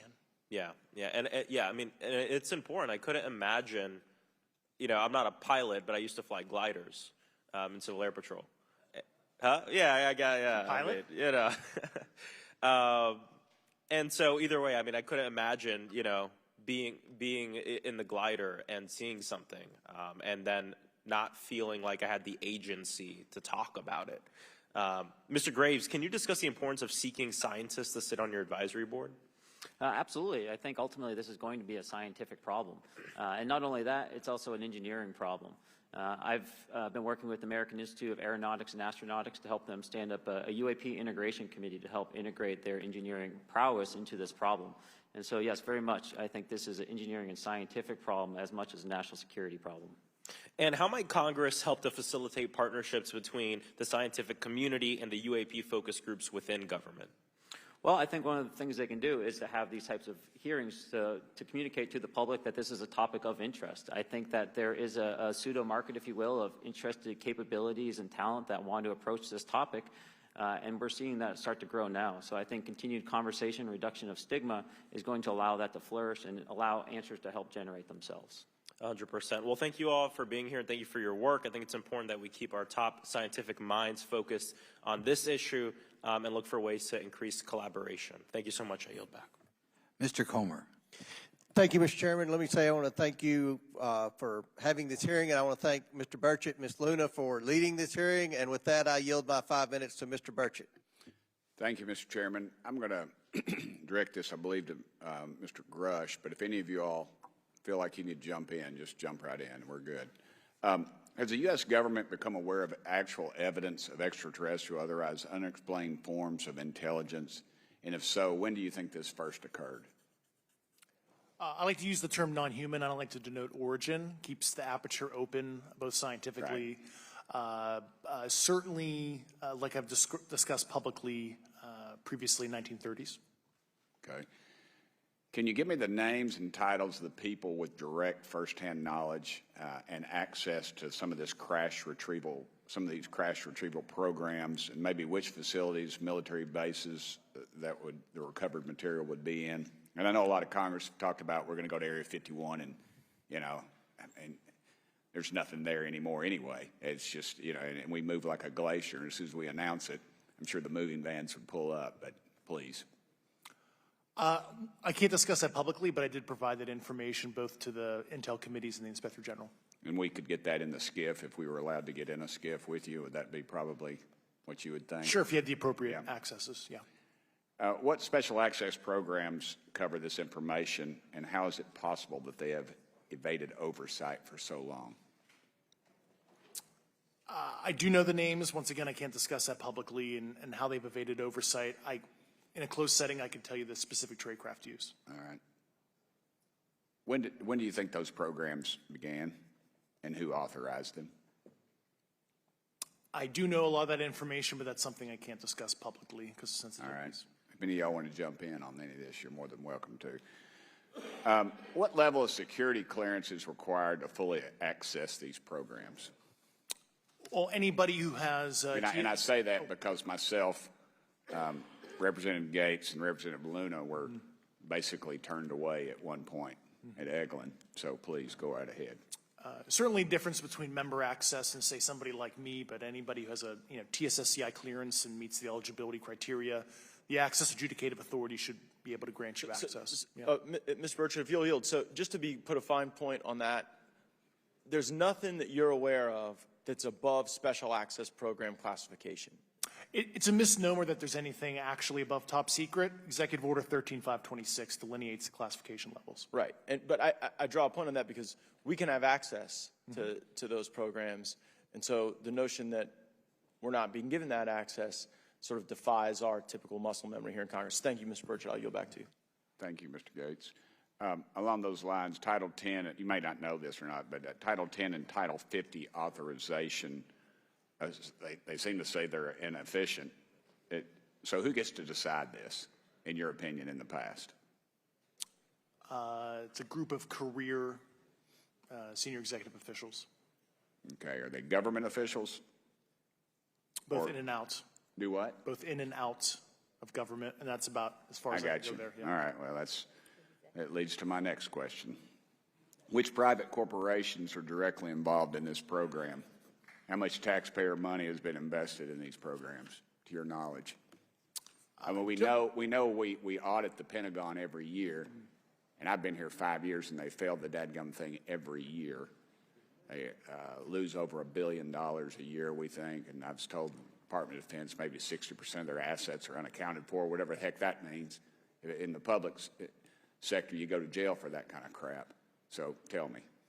Yeah, I know when I'm $1 off of my DTS travel voucher, I get hammered, but it seems like it doesn't work the other way. If you sell over $600 worth of stuff on eBay, now you get a call from the IRS. So please, what corporations? Yeah, I don't know the specific metrics towards the end of your question. The specific corporations I did provide to the committees in specific divisions, and I spent 11 and a half hours with both Intel committees. So. Okay, has there been an active U.S. government disinformation campaign to deny the existence of unidentified aerial phenomena? And if so, why? I can't go beyond what I've already espoused publicly about that.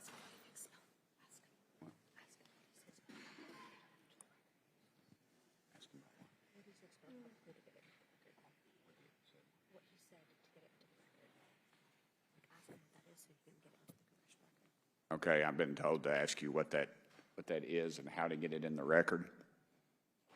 What have you stated publicly in your interviews for the congressional record? Yeah. If you reference my NewsNation interview and I talk about a multi-decade, campaign to disenfranchise public interest, basically. Yeah.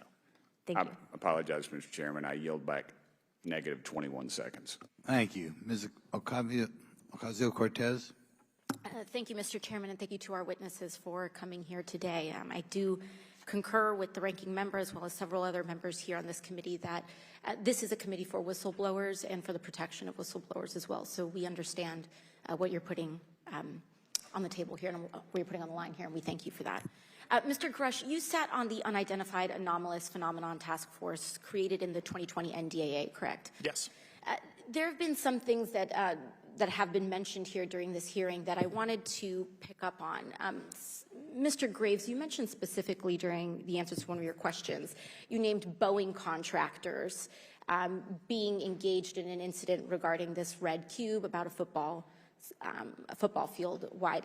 I was wondering if you could speak a little bit about the interaction, or Mr. Grush, either of you, the interactions between defense contractor companies and any UAP-related programs or activities. So I'll just say that the information about the contractor himself were provided by a witness, and I have no particular detail in that relationship. Mr. Grush. The kind of general unclassed wave tops, certainly the contractors, are the metal benders, so to speak, they're the ones actually doing specific performance on government contracts. Are they required to issue any disclosure regarding UAP sightings, or do they engage in any reporting around this? In terms of the contractors, Yes. Not that I'm aware of. They do not. Okay. Now, when it comes to notification that you had mentioned about IRAD programs, we have seen defense contractors abuse their contracts before through this committee. I have seen it personally, and I have also seen the notification requirements to Congress abused. I am wondering, one of the loopholes that we see in the law is that there is, at least from my vantage point, is that depending on what we're seeing, is that there are no actual definitions or requirements for notification. What methods of notification did you observe? Like when they say they notified Congress, how did they do that? Do you have insight into that?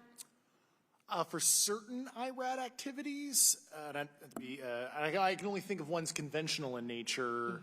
Sometimes they flow through certain, I'll just say, SAP programs that have cognizant authority over the Air Force or something, and those are congressionally reported compartments, but IRAD is literally internal to the contractor, so as long as it's money, either profits, private investment, et cetera, they can do whatever they want. To put a finer point on it, when there is a requirement for any agency or company to notify Congress, do they contact the chairman of a committee? Do they get them on the phone specifically? Is this through an email to hypothetically a dead email box? A lot of it comes through what they call the PPR, Periodic Program Review Process, if it's a SAP or Controlled Access Program Equity, and then those go to the specific committees, whether it be the SAS, CASC, HISI. Thank you. I apologize, my time is limited. Mr. Graves, one of your main concerns is that the FAA currently does not have an official process to receive reports of UAP from pilots or others, correct? Correct. And in your experience, what data should the Aero program prioritize for potential collection? We have, location, date, time, but are there other specific characteristics that should be included in these reports? Certainly. I think that there's two categories that would be important. One would be kinematics and understanding the specifics of how the vehicle or objects are moving. And the second would be a more zoomed out approach of being able to look at origin and destination before the incident, as well as getting a better contextual understanding of how these objects are interacting with each other. Thank you. Now, because I only have a minute left, I apologize, we only have 5 minutes today, but for the record, if you were me, where would you look? Titles, programs, departments, regions, if you could just name anything. And I put that as an open question to the three of you. I'd be happy to give you that in a closed environment. I can tell you specifically. Thank you. Commander Fravor? And I would say, and I've told people that you have to know where to look. They're not going to divulge it to you because of the classification levels. But if you know where to look and who to talk to, which is exactly what Mr. Grush can point you, then you have them. Okay. Mr. Graves? I was an operator, so I was depending on folks like Mr. Grosh to do that homework. Okay. Thank you very much. I yield back to the chair. Mr. Biggs? Thanks, Mr. Chairman. I thank the witnesses for being here today. I'm over here. Thank you so much for being here. I want to get into specifics here, and the reason I'm going to go this way is because you've talked a bit about what I would call misdirection by official U.S. government with regard to UAPs, right? And so I'm going to get to that in a second. But last week, White House NSC spokesman John Kirby stated that UAPs are having an impact on our training ranges and need to be treated as a legitimate issue. Do you concur with his statements? That's for each of you. Yes. Yes. Yes. Okay.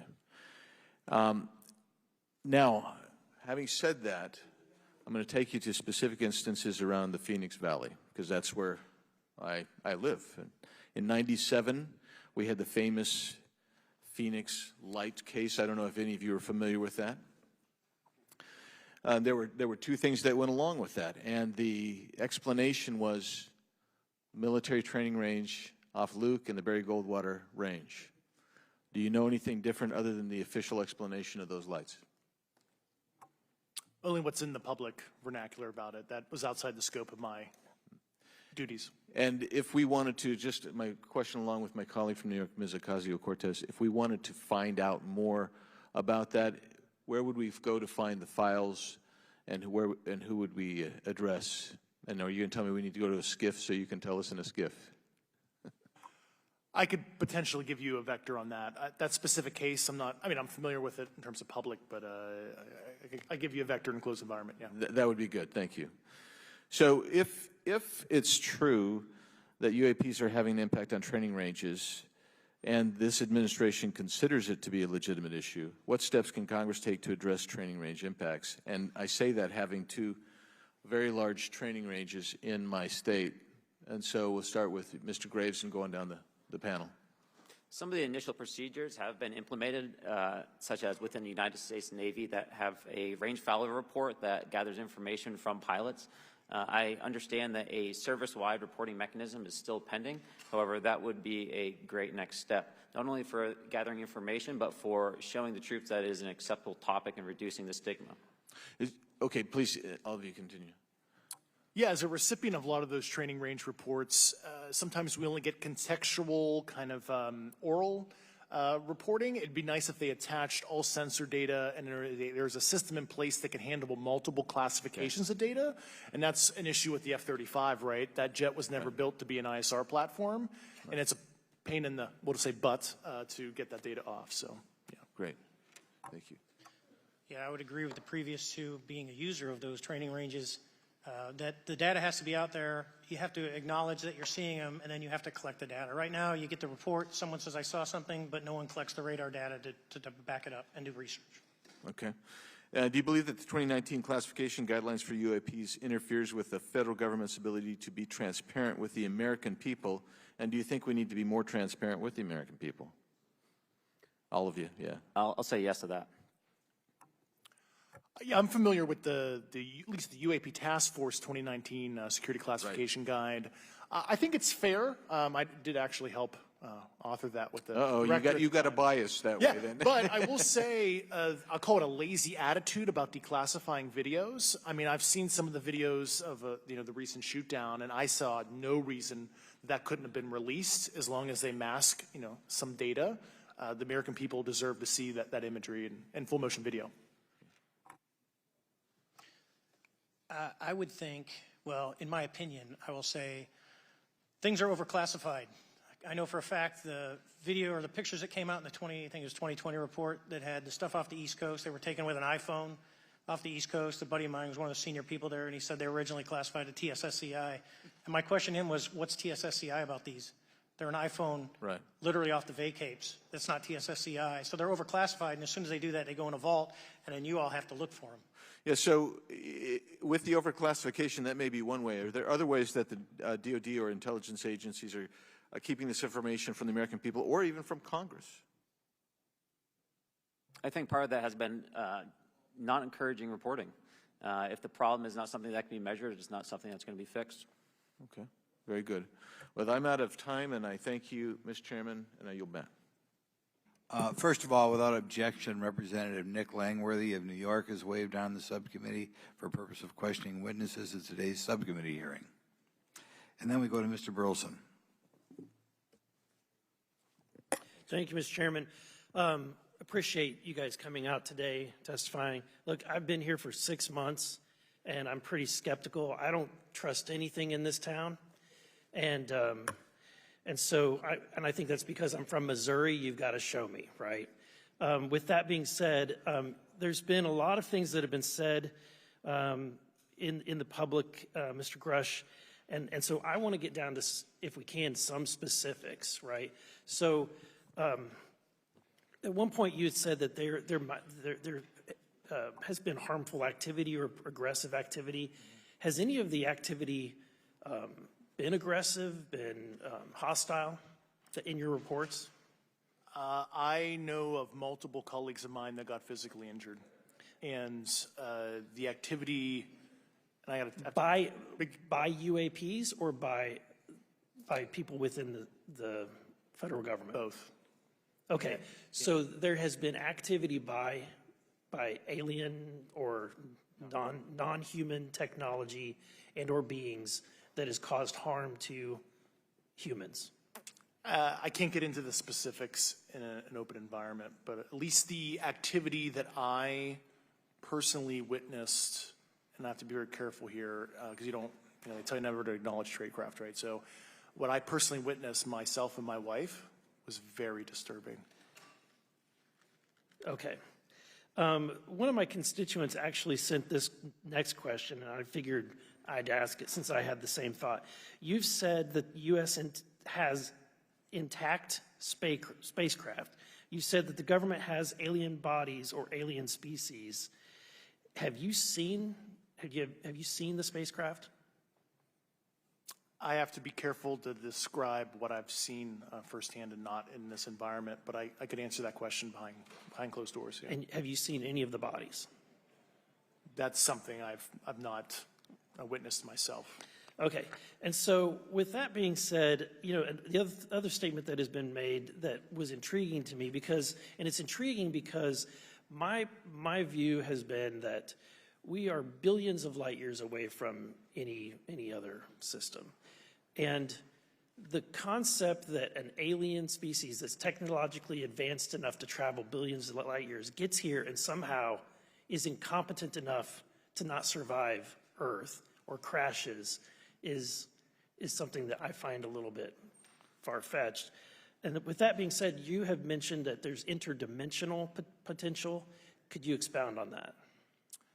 Yeah, to answer your first question, and I'm here as a fact witness and expert, but I will give you a theoretical framework, at least to work off, to kind of espouse crashes, regardless of your level of sentience, right? Planes crash, cars crash, n number of sorties, however high, a small percentage are going to end in mission failure, if you will, as we say in the Air Force. And then in terms of multidimensionality, that kind of thing, the framework that I'm familiar with, for example, is something called the holographic principle. It derives itself from general relativity and quantum mechanics, and that is, if you want to imagine a 3D object such as yourself casting a shadow onto a 2D surface, that's the holographic principle. So you can be projected, quasi-projected from higher dimensional space to lower dimensional. It's a scientific trope that you can actually cross, literally, as far as I understand, but there's probably guys with PhDs that we could probably argue about that. But you have not seen any documentation that that's what's occurring? Only a theoretical framework discussion. Yes. Okay. Okay. Occam's razor is that these aircraft, have they been identified that they are being produced by domestic, military and contractors? Is there any evidence that that's what's being recovered? Not to my knowledge, plus the recoveries predate a lot of our advanced programs that I previously am witting of. So, would it be safe to say that there could be a scenario today where you have an aircraft that crashes and because it's been involved in one program from one federal agency, and but the agency that retrieves it is not aware of that program, and to them it appears alien in origin? I mean, that's a hypothetical situation. I'm not aware of any historical situation that would match that you described. So You're not aware, it has not happened that you're aware of? that I'm aware of. Thank you, Mr. Chairman. I yield back.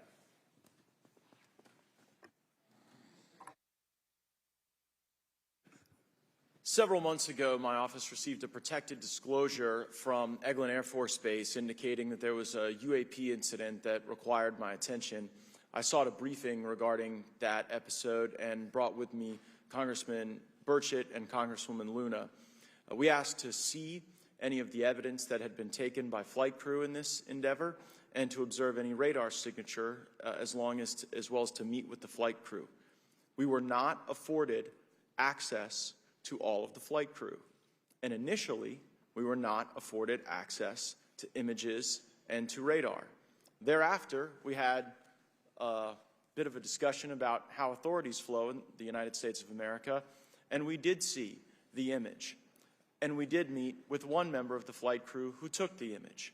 The image was of something that I am not able to attach to any human capability, either from the United States or from any of our adversaries. And I'm somewhat informed on the matter, having served on the Armed Services Committee for 7 years, having served on the committee that oversees DARPA and advanced technologies for several years. When we spoke with the flight crew, and when he showed us the photo that he'd taken, I asked why the video wasn't engaged, why we didn't have a FLIR system that worked. Here's what he said. They were out on a test mission that day over the Gulf of Mexico. And when you're on a test mission, you're supposed to have clear airspace. Not supposed to be anything that shows up. And they saw a sequence of 4 craft in a clear diamond formation for which there is a radar sequence that I alone have observed in the United States Congress. One of the pilots goes to check out that diamond formation and sees a large floating, what I can only describe as an orb. Again, like I said, not of any human capability that I'm aware of.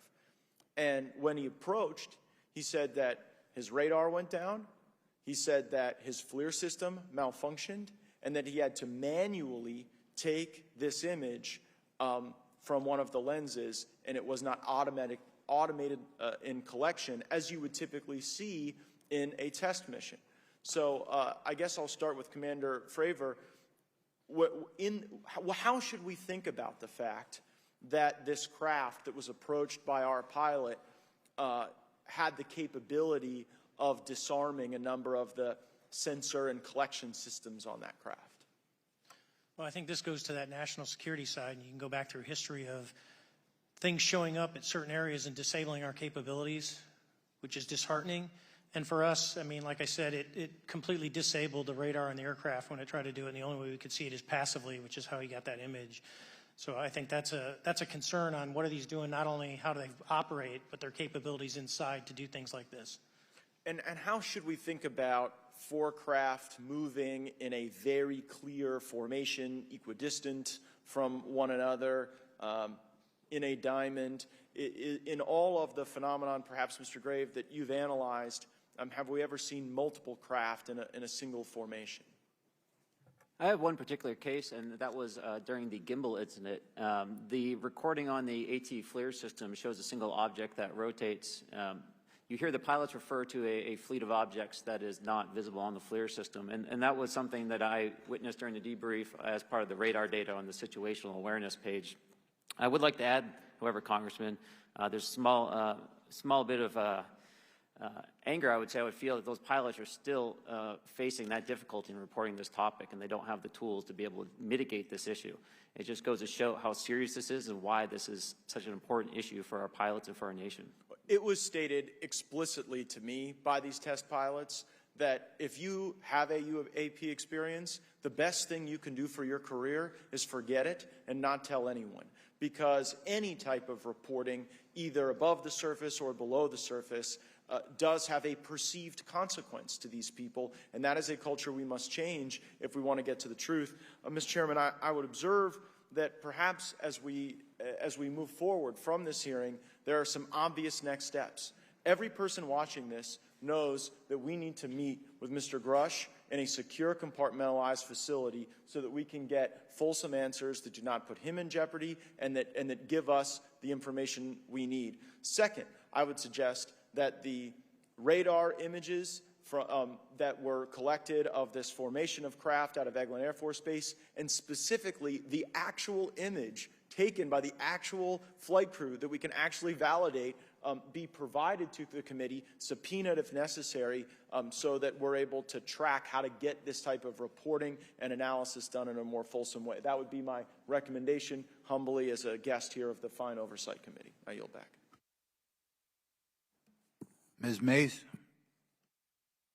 Thank you, Mr. Chairman, and good morning to our witnesses who are testifying today. I want to thank each of you for being here to discuss a topic of grave importance to our national security. Earlier this year, a Chinese spy balloon was shot down off the coast of my home state of South Carolina. Since the Roswell incident in 1947, many Americans have wondered about the dangers of unknown objects crisscrossing our skies. Whether these are UAPs or weather phenomena, advanced technology from American allied or enemy forces, or something more out of this world. So my first question, I have several questions, and if we can just be quick on these first two, I'm going to ask each of you the same question, and then I'll get to each of you individually. The first one, when you reported your experiences with a UAP, did any of you face any repercussions with your superiors, yes or no? No. No. I've actually never seen anything personally, believe it or not. So. All right. And then do you believe there's an active disinformation campaign within our government to deny existence of UAPs, yes or no? I don't have an answer to that. As previously stated publicly, yes. I think previously with like Project Blue Book, yes, but currently I don't speak for the United States government. Okay, thank you. I have a few questions for Mr. Graves. What percentage of UAP sightings, in your belief, go unreported by our pilots? This is an approximation based off of my personal experience speaking with a number of pilots, but I would estimate we're somewhere near 5% reporting, perhaps. So like 95% basically don't report seeing UAPs. That's just my personal estimate. In the incident off Virginia Beach, do you believe the Navy took the danger to your aircraft seriously after it was reported? Absolutely. A few questions for Mr. Favor. As an expert naval aviator, have you ever seen an object that looked and moved like the Tic Tac UAP? No. Did the Tic Tac UAP move in such a way that defied the laws of physics? The way we understand them, yes. Many dismiss UAP reports as classified weapons testing by our own government, but in your experience as a pilot, does our government typically test advanced weapon systems right next to multi-million-dollar jets without informing our pilots? No, we have test ranges for that. It took over 15 years for your encounter with the Tic Tac to be declassified. Do you feel there was a good reason to prevent lawmakers from having access to this footage? No, I just think it was ignored when it happened, and it just sat somewhere in a file. Never got reported. In a drawer. It happens a lot up here. Shocker. Mr. Grush, a couple of questions for you too, sir, this morning. What percentage of UAPs do you feel are adequately investigated by the U.S. government, of the 5% that are reported? I can only speak for my personal leadership over at NGA. I tried to look at every report that came through that I could triage. So. Do you believe that officials at the highest levels of our national security apparatus have unlawfully withheld information from Congress and subverted our oversight authority? There are certain elected leaders that had more information that I'm not sure what they've shared with certain Gang of Eight members or et cetera, but certainly I would not be surprised. Okay. You've stated that the government is in possession of potentially non-human spacecraft. Based on your experience and extensive conversations with experts, do you believe our government has made contact with intelligent extraterrestrials? Something I can't discuss in public setting. Okay, I can't ask when you think this occurred. If you believe we have crashed craft, stated earlier, do we have the bodies of the pilots who piloted this craft? As I've stated publicly already in my NewsNation interview, biologics came with some of these recoveries, yeah. Were they, I guess, human or non-human biologics? Non-human, and that was the assessment of people with direct knowledge on the program I talked to that are currently still on the program. And was this documentary evidence, this video, photos, eyewitness? Like, how would that be determined? The specific documentation I would have to talk to you in a skiff about. Gotcha. Okay, so, and you may or may not be able to answer my last question, and maybe we get into a skiff at the next hearing that we have, but who in the government, either what agency, sub-agency, what contractors, who should be called into the next hearing about UAPs, either in a public setting or even in a private setting? And you probably can't name names, but what agencies or organizations, contractors, et cetera, do we need to call in to get these questions answered, whether it's about funding, what programs are happening, and what's out there? I can give you a specific cooperative and hostile witness list of specific individuals that were in those. And how soon can we get that list? I'm happy to provide that to you after the hearing. Super, thank you, and I yield back. Okay, now we have Mr. Langworthy. Is he here? Okay.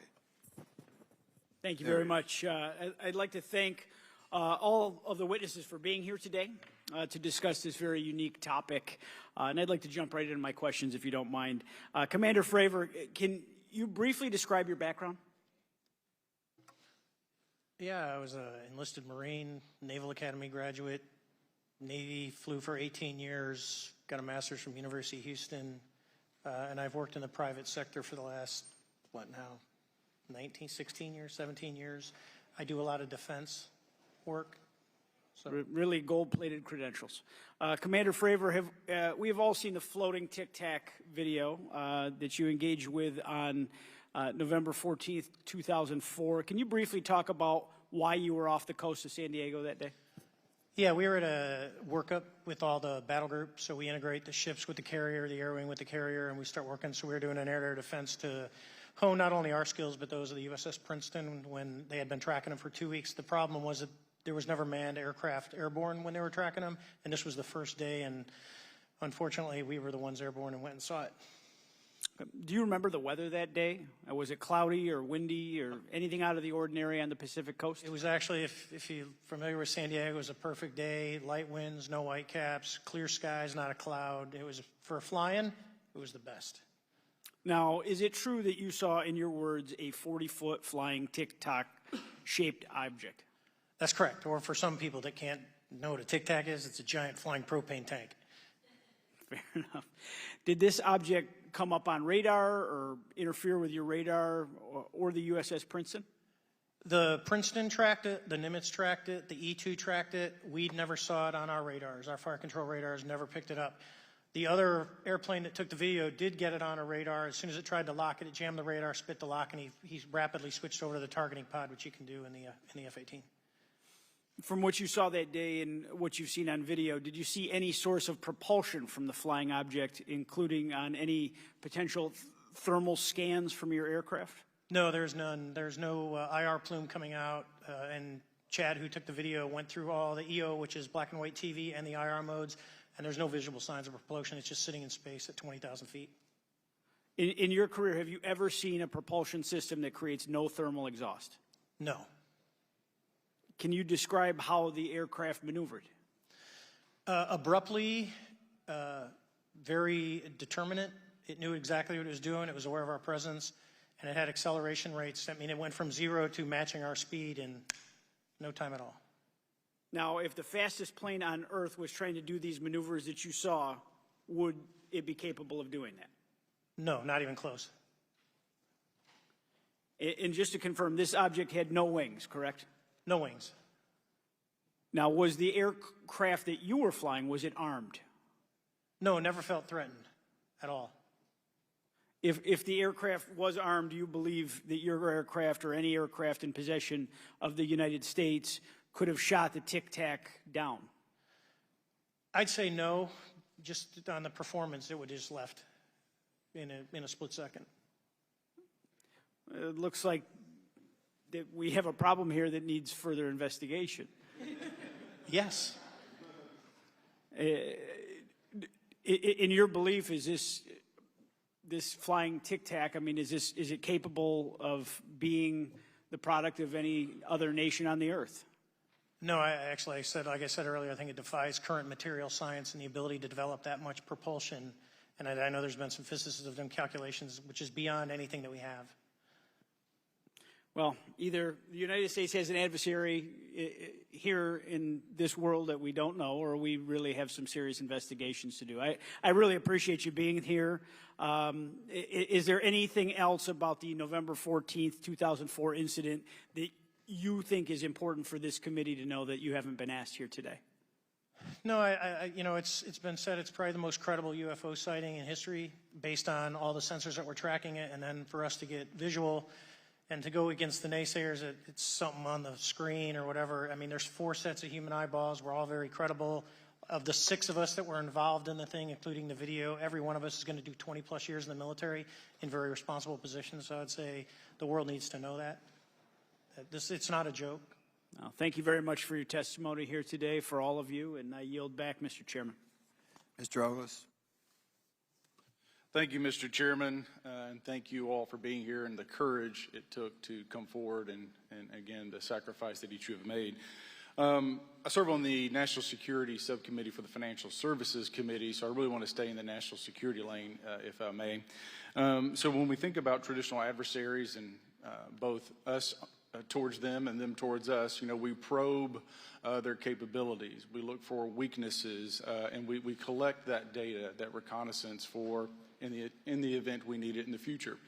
For each of you, yes or no question, based off of your own experience or the data that you've been privy to, is there any indication that these UAPs could be essentially collecting reconnaissance information? Mr. Graves? Yes. Mr. Grush? Fair assessment, yeah. Mr. Fravor? Very possible. Again, in the national security vein, is it possible that these UAPs would be probing our capabilities? Yes or no, Mr. Graves? Yes. Grush? Yes. Fravor? Definitely. Is it possible that these UAPs are testing for vulnerabilities in our current systems? Yes. Yes. Possible. Do you feel, based off of your experience and the information that you've been privy to, that these UAPs provide an existential threat to the national security of the United States? Mr. Graves? Potentially. Yes, sir, potentially. Same answer, potentially. Yeah, I'd say Fravor? definitely, potentially. Mr. Graves and Fravor, in the event that your encounters had become hostile, would you have had the capability to defend yourself, your crew, your aircraft? Absolutely not. Sir? No. Is based off of the information that you've been privy to, is there any indication that these UAPs are interested in our nuclear technology and capabilities? Yes. By external observation, sure, that could be a fair assessment, yeah. Yes. Is there any indication that the Department of Energy is involved in UAP data collection and housing? I don't have an answer. I can't confirm or deny that in a public setting. And could you do it in a secure setting? Yes. Mr. Fravor? No, I don't know. Mr. Chairman, I think I'm the last member to go, but there clearly is a threat to the national security of the United States of America. As members of Congress, we have a responsibility to maintain oversight and be aware of these activities so that, if appropriate, we take action. I would encourage the chairman to demand that we have any and all, but in particular Mr. Grush, talk to us in a skiff. And if that access is denied, I will personally volunteer to initiate the Holman Rule against any personnel or any program or any agency that denies access to Congress. Mr. Chairman, with that, I will yield the remainder of my time to my fellow colleague from Tennessee, Mr. Burchett. Thank you, Mr. Chairman. Thank you, Mr. Ogles, for the great questions, brother.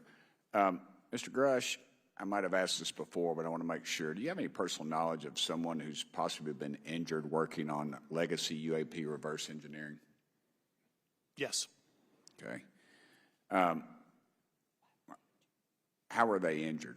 Is it something like a radioactive type situation or something we didn't understand? I've heard people talk about Havana syndrome type incidences. What was your recollection of that?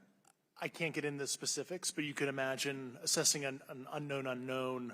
There's a lot of potentialities you can't fully prepare for. How do you think we ought to handle UAP whistleblower complaints like yours in the future? Yeah, there was some issue with mine. So, PPD 19 process, it goes to the Intel committees, either through PPD 19 or ICD 120. There's not a good way for the Intelligence Community Inspector General to provide that to other committees. And I asked my information to be sent to the House and Senate Armed Services Committee because there are Title X equities at play, but there was no smooth process to do so. Yeah. That's a trash can. Are you aware of any individuals that are participating in reverse engineering programs for non-terrestrial craft? Personally, yes. Do you know any that would be willing to testify if there were protections for them? Certainly closed door and assurances that breaking their NDA, they're not going to get administratively punished for so. Yeah. I yield, Mr. Chairman. Thank you. I'm going to do something a little bit out of the ordinary here. We're going to give 3 people a chance at an additional 3 minutes. So, Mr. Burchett, do you want to keep going? Why don't you come back to me, Mr. Chairman?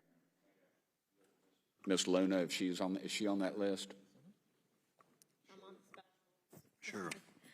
Chairman, I'd like to submit for the record an article by NewsNation, and it follows Mr. Grush's full interview for the record. Without objection. Thank you. Mr. Grush, why is it that you refer to the phenomenon as non-human intelligence? Why deviate from the basis of extraterrestrial life? I think the phenomenon is very complex, and I like to leave an open mind analytically to specific origin. When you say specific origin, can you elaborate on that for those that might not? If it's a traditional extraterrestrial origin or something else that we don't quite understand from either a biological or astrophysics perspective, I just like to keep an open mind on what it could be, Okay, and referring to your NewsNation interview, you had referenced specific treaties between governments. Article 3 of the Nuclear Arms Treaty with Russia identifies UAPs. It specifically mentions them. To your knowledge, are there safety measures in place with foreign governments or other superpowers to avoid an escalatory situation in the event that a UAP malevolent event occurs? Yeah, you're referring to actual public treaty in the UN Register. It's funny you mentioned that. Yeah, the Agreement on Measures to Reduce the Risk of Outbreak of Nuclear War signed in 1971. Unclassified treaty publicly available. And if you cite the George Washington University National Security Archives, you will find the declassified in 2013 specific provisions in the specific red line flash message traffic with the specific codes pursuant to Article 3 and Article, also Situation 2, which is in the previously classified NSA archive. What I would recommend, and I tried to get access, but I got a wall of silence at the White House, was those specific incidents when those message traffic was used. I think some scholarship on that would open the door to a further investigation using those publicly available information. Thank you. And then my last question with 51 seconds remaining. You mentioned white-collar crimes potentially being taking place in regards to a cover-up. Can you please elaborate? I have concerns based on the interviews I conducted under my official duties of potential violations of the Federal Acquisition Regulations, the FAR. Thank you very much, Chairman. I yield the remainder of my time. Okay, we'll go to Mr. Raskin for 3 minutes. Thanks, Mr. Chair. And I thank the witnesses for their endurance and service today. Mr. Fravor, you've described your episode in detail now, and you call it the most credible UFO sighting in history. But I wonder, was this the first time that you encountered a UFO or a UAP in 2004?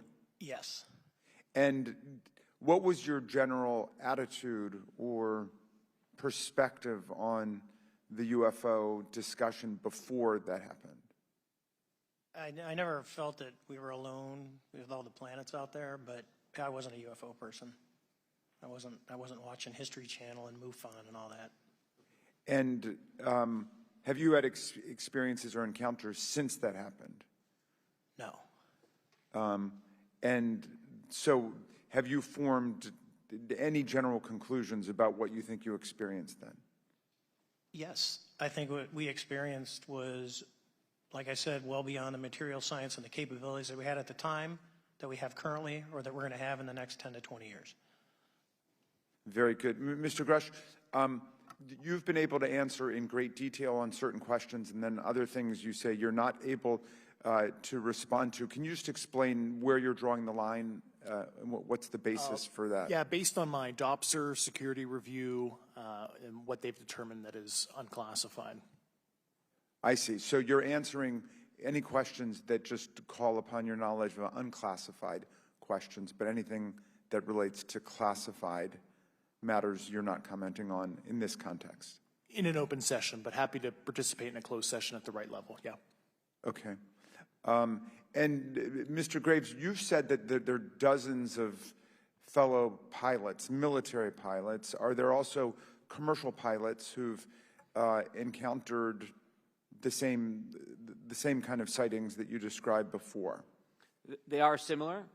Commercial pilots have less range and less sensors to be able to reach out and look for objects over wide swaths of airspace. And so pilots are seeing them, commercial pilots are seeing them, and they're typically closer, and the range of what they're seeing is pretty large. Well, what is the most vivid, concrete sighting with the naked eye of the objects that you described before, the cube-like objects? Certainly. I think the most vivid sighting of that would have been near midair that we had at the entrance to our working area. One of these objects was completely stationary at the exact entrance to our working areas, not only geographically but also at altitude. So it was right where all the jets are going, essentially, on the eastern seaboard. The two aircraft flew within about 50 feet of the object, and that was a very close visual sighting. And you were in one of the aircraft? I was not. I was there when the pilot landed. He canceled the mission after, and I was there. He was in the ready room with all his gear on, with his mouth open, and I asked him what the problem was, and he said he almost hit one of those darn things. He said he was 50 feet away from it? Yes, sir. And his description of the object was consistent with the description you gave us before? A dark gray or a black cube inside of a clear sphere. Inside of a clear sphere? Yes. And with no self-evident propulsion system? No wings, no IR energy coming off of the vehicle, nothing tethering it to the ground. And that was primarily what we were experiencing out there. I'm over time. Thank you very much for your service, and I yield back to you, Mr. Chairman. Very good. Mr. Burchett? Thank you, Mr. Chairman. This is for all three of y'all, starting with Mr. Graves. Why did you come forward on this issue? I came forward because I felt that my colleagues did not have a way to mitigate this safety threat, and I wanted to help them. I was trained as an aviation safety officer by the Navy, and this it just felt right. I felt like I had to help the folks that were still flying and dealing with this. Mr. Grush? Purely a sense of duty. My first sworn oath when I was a cadet 18 years ago, and I still uphold that even out of uniform. Commander? I was pestered by a friend, and I asked why, and he said, "You're the one person that they can't discredit, and you'll add credibility to the New York Times article." And so after about 6 times, I said, "Okay."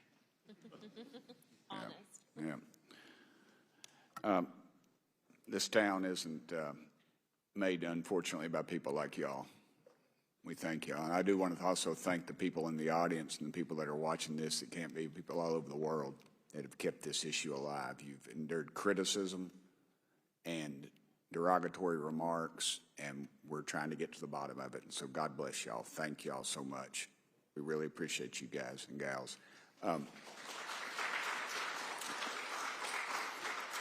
That's why we need term limits. Y'all keep clapping. Those politicians just keep talking. So Let me ask y'all, how can the public contribute to UAP reporting, and what avenues you think are available to the public to report these sightings? Well, right now, I don't think there is a lot of public options for every man to be able to report on this. I think even for professionals that have sensor data that are seeing these on a regular basis, they're still hesitant to come forward. And so for the general public, I think encouraging the conversations that we're having today, looking for technology solutions that can be distributed so that objective data can be gathered is the first place to go. Mr. Grush? I'll just touch on the whistleblower side of it. I do encourage, current and former military, intelligence community, and industry contractors to come forward in a legal way, either through the IC or DoD or whatever the cognizant IGs are, to lead, join me in this discussion. Commander, and I guess I should say this for the record. My daddy was United States Marine Corps, 1st Marine Division, so. Hoorah. Yes, sir. He was old school, him and Chesty Puller on Peleliu, so thank you, wow. brother. Wow. Yes, sir. I'm not anything like my daddy. He was incredible. I'm very mediocre, to say the least, but go ahead. You seem to be doing fine. Yeah. For me, I was an accident investigator, so the biggest thing that you learn, and I think that witnesses need to do is, one, don't try and make the fish bigger than it was. Stick to the facts, write it down, and don't speculate what you think it is because it will sway your decision. Just write the facts down. We can get all the facts together, and we can start to investigate and get a real honest story instead of it was this big. Thank you all, and I want to thank everybody. We made history today. Mr. Chairman, I yield. Thank you much, Mr. Garcia. Thank you. I know now we're going to be making some closing remarks, and so I just wanted to say a few things. First, to our witnesses, I want to thank all of you for being here with us today. I know that it takes a lot of courage. You're telling really important information to this committee, and I just want to thank you also for all three of you, your service to our country. I also want to just note that today's hearing was both important but also serious, and I want to thank our subcommittee chairman, Mr. Grothman, I think for running a very fair and substantive hearing. I do want to thank the committee staff on both sides for the amount of work that it took to put this hearing in place, and certainly to all the members that have been involved in this issue prior to the hearing. I also want to note for our witnesses and for the public that I'm a freshman member of Congress, and I've only been here for 7 months, but this is by far the most bipartisan conversation and discussion that I have seen happen in the Congress. And I think that a topic of this significance as it relates to our national security, as it relates to information that we're trying to gather for the American public, does bring people together, and I think that's been really great to see. I think it's also important to note for the public, today in our hearing, we had on our side also both our full ranking member, which is Mr. Raskin, and our vice ranking member, which is Ms. Ocasio-Cortez, both here at our hearing. I think it shows the importance and seriousness that our side of the aisle is taking to this important hearing, but also to the broader issue as it relates to working with our Republican counterparts on this committee. I want to additionally add that I think it's really important that we have and continue these discussions and these hearings. Clearly, there's a lot of information that we don't know, but it's also very clear that we have to continue our investigation and accountability on asking the right questions and ensuring that they're part of the public record. One thing that was important today is some folks might wonder, why are we asking questions that might already be out there or that have been asked before? It's important that they're asked and put into the public record as it relates to this committee. And so I want to thank you for, answering some questions multiple times. I know, not just in maybe meetings you had with some members, but also here in the public. Let me also just add an additional note that it's important also that our friends in the media and those that are not just reporting on this hearing, but that have reported on this topic and that may in the future, the media has an important role in this process. And it's very important that the media engages, does independent investigation, and reports on not just what happened today, but what they see independently as what is happening around UAPs in the broader community. That is also an important public benefit that we have in trying to get the information and the facts as it relates to this. Let me also just say finally that as a teacher and an educator and a longtime teacher and researcher, that I also really believe in following facts, in doing your homework, and making sure that you follow science as we try to give as most information as possible. And so I want to thank you all for agreeing to do that today. Transparency is a cornerstone of government. We live in a vast galaxy, a lot of unanswered questions, and thank you all for being here today. Mr. Chairman. Thank you. I'd like to one more time thank Mr. Burchett and Ms. Luna for bringing this to our attention. It's a topic that has interested me since I was in school. It was a very illuminating hearing. Obviously, I think several of us are going to look forward to getting some answers in a more confidential setting. I assume some legislation will come out of this. Sure. I apologize, Mr. Chairman. I need to compliment the folks in my office that did a lot of the work on this. Rachel and Noah sitting behind me here. They're very quiet and humble, but if without them, this thing would not have come off like it did, so I apologize. Thank you. I think we're going to want to look into what we can do to make more of this information public. I think there's certainly a time period after which it should always be made public, and people have been concerned about these issues, like I said, since I was in high school. But in any event, I'd like to thank everybody who was here, sticking through the entire hearing. Without objection, the members will have 5 legislative days to submit materials and to submit additional written questions for the witnesses, which will be forwarded to the witnesses for their response. If there's no further business, without objection, the subcommittee stands adjourned.